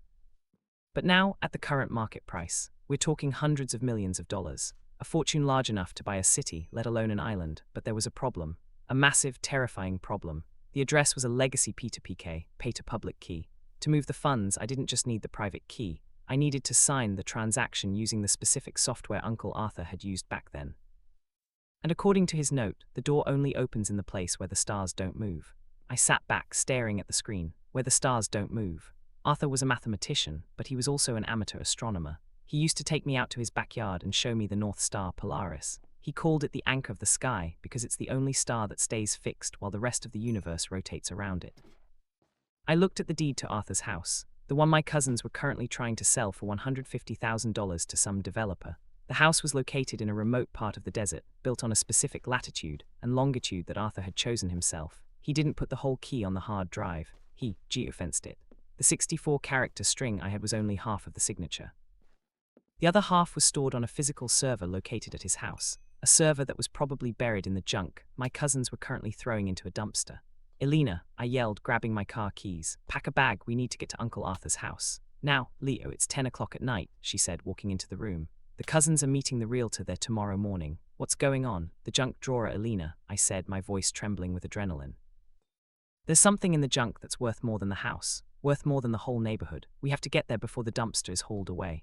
We hit the road 30 minutes later. It was a 6-hour drive into the high desert. I was doing 90 on the interstate, my eyes fixed on the road, while Elena sat in the passenger seat looking at the Blockchain Explorer on her phone. Leo, she whispered, her face pale in the glow of the screen. 10,000 Bitcoin. If people find out you have this. We won't just be rich, we'll be targets, professional hackers, the tax man, even the family. Everyone will be hunting us. That's why we're not telling anyone, I said. We get the server, we move the coins to a cold wallet, and we disappear. Arthur knew this would happen, that's why he made it a puzzle. But we weren't the only ones heading to the house. While we were driving through the desert, I got a notification on my phone. My cousin Steve, the alpha of the cousins, a guy who worked in high-frequency trading and thought he was the smartest person in any room, had posted a photo on Instagram. It was a picture of him standing in Uncle Arthur's old office. He was holding a small black box with a blinking green light. The caption read, "Finally found the brain of Arthur's old setup. Some kind of custom encrypted node. Probably nothing, but maybe there's some interesting data to sell to my firm." Retrotech Family Inheritance. Steve didn't know what it was, but he knew it was data. And Steve's firm was the very company that had fired me 3 months ago. The ghost in the hard drive wasn't a secret anymore. It was a race, and I was 3 hours behind. Anyway, let's keep going. This is where the digital treasure hunt turns into a high-stakes heist. We were flying down Interstate 15, and the only sound in the car was the hum of the tires and Alina's heavy, rhythmic breathing. I stared at the road, but in my mind I was looking at that Instagram post from Steve. That blinking green light on the little black box. Steve didn't have a clue what it was, but he knew it was an asset. And Steve is the kind of guy who would sell his own mother if he saw a positive growth trend in the transaction. We pulled onto the dirt road leading to Uncle Arthur's place around 3:00 a.m. The dust was so thick in the headlights it felt like we were navigating through a solid grey wall. Arthur's house appeared on the horizon, a lonely, jagged silhouette against the cold desert stars, and of course, right there in the driveway sat Steve's brand new Audi. The lights inside the house were blazing. "Listen to me," I whispered to Alina as we parked. "Steve thinks I'm a pathetic failure who just got booted from his job. Let's keep it that way. We can't just burst in and grab the box. He'll call the cops for trespassing. We need him to either hand it over or leave it unattended." We walked inside. The familiar smell of old dust, ozone, and ancient electronics hit me instantly. Steve was sitting in Arthur's favorite leather armchair, feet propped up on the mahogany desk, poking at the black node with a tiny precision screwdriver. Well, look who crawled back." Steve didn't even bother to stand up. His voice was dripping with condescension. "The loser of the year came back for the scraps. Leo, the house is already in escrow. The realtor is coming at dawn. Everything in this building is now the property of the estate trust, which, surprise, I am managing, so keep your hands in your pockets and get out." "Steve, calm down," I said, making sure my voice had a slight, desperate tremor. "I just came for the photo albums. There are pictures of me and Arthur fishing. He promised I could have them. And I need to get my old spare parts from the garage. You know I'm out of work, Steve. I need something to sell on eBay just to make rent." Steve smirked. My broke coder act was working perfectly. To him, I was just a pitiable relative begging for crumbs. "The photos are in the basement," he said, waving a hand dismissively. "Take your junk and be gone by sunrise. I'm busy trying to figure out what this thing is. My guys at the firm, the one that fired you, remember? They think it's some kind of encrypted comms node. They think Arthur might have had some old defense codes on here. If I bring this in, I'm looking at a massive performance bonus." I looked at the box. It wasn't just a node. It was a specialized hardware wallet integrated with a localized server. And the most terrifying part, Steve had already hooked it up to his laptop. I retreated to the garage, pretending to dig through piles of old CRT monitors and tangled cables. But as soon as I was out of Steve's line of sight, I pulled out my tablet and tried to scan the local airwaves. Arthur was a paranoid genius. I was betting everything that his private Wi-Fi network was still running on a hidden battery backup. I was right. A hidden SSID appeared. Void. The password was a mathematical constant we had discussed 100 times. I typed it in. Connected, through the tablet, I could see exactly what Steve was doing on the network. He was trying to run a brute force attack on the node. He was an idiot. He didn't realize Arthur had built-in anti-tamper protocols. 3 incorrect attempts and the internal storage would undergo a high-voltage wipe, erasing the data forever. But then I saw something much worse. Steve's laptop was connected to his company's VPN, to my old firm, and I saw the incoming traffic. His bosses weren't just waiting for a report, they were ghosting him. They realized there was activity on a node linked to a 2009-era Satoshi wallet, and they were already trying to remote download the file headers. In that second, I realized I wasn't just fighting Steve. I was fighting an entire cybersecurity department of a billion-dollar corporation, and they were winning. "Leo," Alina shouted from the house. "Steve wants you to help him with a cable." I walked back into the office. Steve looked frustrated, his face flushed. "Listen, tech support, why does this piece of junk keep disconnecting every time I try to copy the root directory? Does it have some kind of proximity sensor?" I looked at his screen. The system was throwing a specific error, geospatial mismatch, connection terminated. My heart leaped. Arthur was a god. He had tethered the node's operation to the specific GPS coordinates of the house. If the node detected it was being hacked, or if the data packets were being routed outside of a 500-meter radius, it locked down. "Steve, this is ancient hardware," I lied, keeping my eyes away from the blinking green light. "The voltage on the port is unstable. It needs a legacy driver to stay open during a high-speed transfer. Let me look at it." I stepped toward the desk. Steve moved back, still clutching the screwdriver. I touched the casing. It was warm. The drives inside were spinning, and so was the fate of 10,000 bitcoins. You need to refresh the port driver, I said, sounding bored. I have it on a thumb drive in the garage. Give me 5 minutes to grab it and I'll get the transfer moving for you. Hurry up, Steve snapped. My boss expects a status report in 30 minutes. If this is what they think it is, I'm getting a VP title. And you, well, maybe I'll hire you to buff my shoes. I sprinted to the garage. The plan formed in my mind like a finished line of code. In Arthur's garage, amidst the mountains of e-waste, I found what I needed, a nearly identical external drive casing. It was heavy, black, and had a similar status LED. I built a dummy node in less than 3 minutes. I stuffed it with a burnt-out 2.5-inch drive and a handful of heavy bolts to match the weight of the real one. Now came the hard part, the swap. I went back inside with the thumb drive. Steve, out by the front gate, I think a car just pulled up. No headlights, I saw the reflection in the side mirror of your Audi. Steve's greed immediately clashed with his cowardice. He was terrified that someone else had caught wind of Arthur's treasure. What? Cops, or was it Miller's people from the firm? He grabbed a high-powered tactical flashlight and ran out onto the porch. Alina caught my eye instantly. She moved to block the line of sight from the window, shielding the desk. I had exactly 10 seconds. I ripped the USB and power cables out of the real node and shoved them into my dummy box. I tucked the real node, the billion-dollar ghost, under my jacket. Steve came back a minute later, swearing and out of breath. There's nobody there, you moron, probably just a coyote or the wind. Give me the drive and get out, my patience is gone. I plugged the thumb drive into his laptop. It was running a simple loop script I'd written in the garage. It just spit out endless lines of encrypted-looking system code, creating the illusion of a massive decryption process. There, look, I said, pointing at the screen. It's bypassing the security layers now. It'll take about 3 hours to finish. Do not, I repeat, do not touch the cables or the drive will short out. 3 hours. Steve rubbed his hands together, a greedy glint in his eye. Perfect, just in time for the market open. All right, Leo, take your photos and vanish. I don't need you anymore. Alina and I practically ran to the truck. I threw the real node onto the back seat and tore out of the driveway, gravel spraying against the underside of the truck. Did we do it? Alina asked, looking back at the house receding in the distance. Not yet, I said, checking the clock.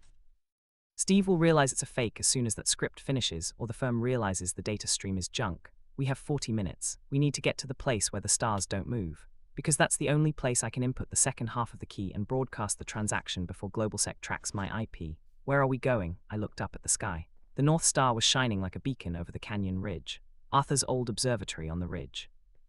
It's the physical anchor for the network. If Arthur geofenced the wallet, the center of the circle is right there.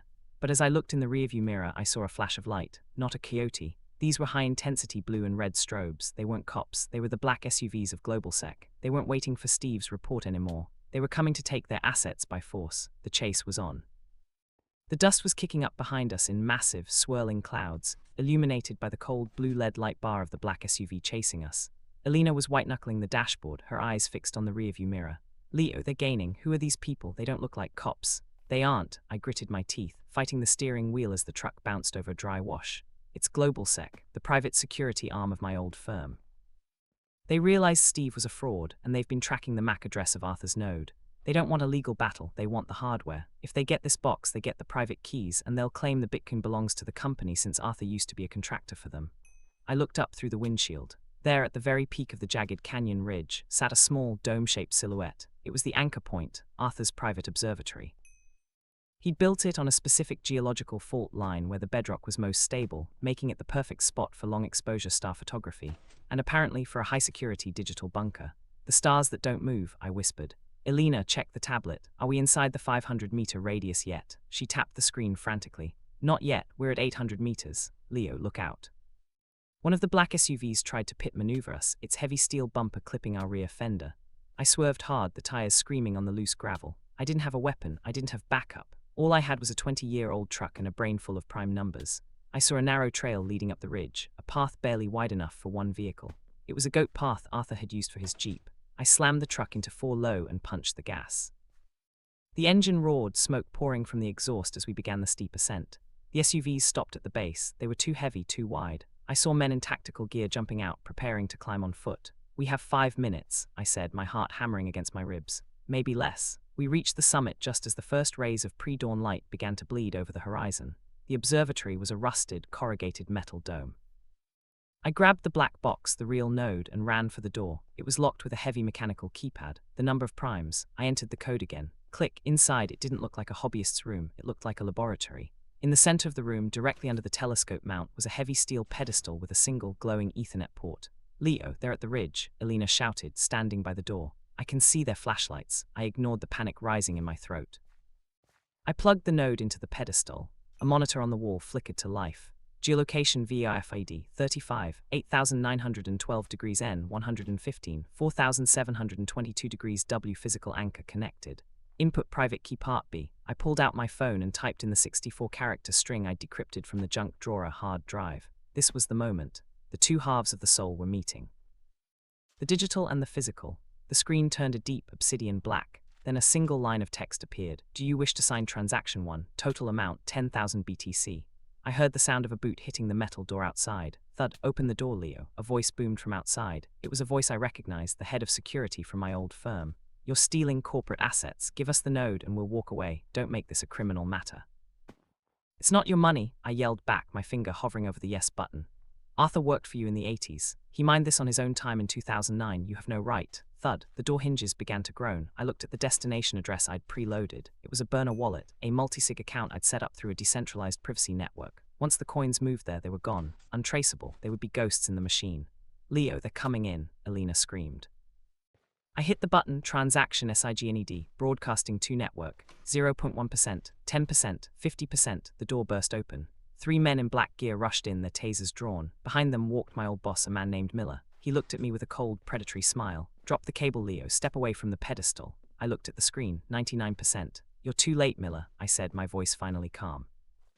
"The block just hit the chain. The transaction is confirmed." The screen flashed. Success. Block height 784,231. Status immutable. Miller lunged for the computer, but I'd already pulled the kill switch cable I'd rigged up. The node let out a small puff of blue smoke. The internal hardware, the only physical evidence of the private keys, fried itself instantly. Miller stared at the dead monitor. He looked at the smoking box. Then he looked at me, his face twisting into a mask of pure corporate rage. You just burned $1 billion. You think if I can't have it, nobody can." "I didn't burn it, Miller," I said, leaning back against the cold stone wall. "I just moved it to a place where the stars don't move, and since you don't have the key, as far as the IRS and the SEC are concerned, those coins just disappeared into a dead wallet. Good luck explaining that to your board of directors." The legal battle that followed lasted for a year, but it was a ghost hunt. Miller's firm couldn't prove I had the money because the transaction was completely anonymous. Steve, my cousin, tried to sue me for theft of family property, but since he had signed a document saying the junk was worthless and I'd only taken old photos, the judge threw the case out in 10 minutes. Steve is back to working as a junior trader, though he lost his bonus and his Audi. He still posts on Instagram about the great crypto heist, but nobody believes him. They just think he's the guy who let his loser cousin trick him with a burnt-out hard drive. As for me and Elena, we didn't buy a mansion. We didn't buy a fleet of Porsches. That's how you get caught. We stayed in our apartment for 6 months. I found a new job working remotely for a tech firm in Switzerland, which was actually just a shell company I created to pay myself a modest 6-figure salary. We paid our taxes. We stayed quiet, but 3 months ago we finally took our first catch trip. We flew to a small, private island in the South Pacific. It's a place that doesn't show up on most maps. It has a small, solar-powered villa, a high-speed satellite link, and a dock where I can go fishing every morning. I'm sitting on that dock right now, looking at the sunset. On the table next to me is Arthur's old silver watch, the one the cousins fought over. Steve eventually sold it to a pawn shop for $500, and I bought it back through an agent. I opened the back of the watch yesterday. Inside, engraved in the tiny metal casing, was one last message from Uncle Arthur. The true value of a secret isn't what it buys you, it's who you become while you're keeping it. I'm no longer the loser who got fired. I'm not the failed coder. I am the guardian of a digital empire that nobody knows exists. And every time I look up at the night sky and see Polaris, the star that doesn't move, I give a little nod to the junk drawer. Because in a world of people chasing the sun, the only way to win is to know how to live in the dark. And that, ladies and gentlemen, is the end of our marathon session tonight. 4 stories, 4 lives, and enough digital and physical drama to fill a library. I hope these stories kept you entertained while you were building, mining, or drifting off to sleep. If you're still awake, thank you for sticking with me. It's been a wild ride. Remember, check your junk drawers, don't steal your coworkers' sandwiches, and for heaven's sake, check your property lines before you build a garage. I'm going to sign off now. The sun is coming up in my world, and it's time to start a new project. Leave a comment and let me know which story was your favorite tonight. I'll be reading them all tomorrow. Stay chill, stay curious, and I'll see you in the next one. Good night.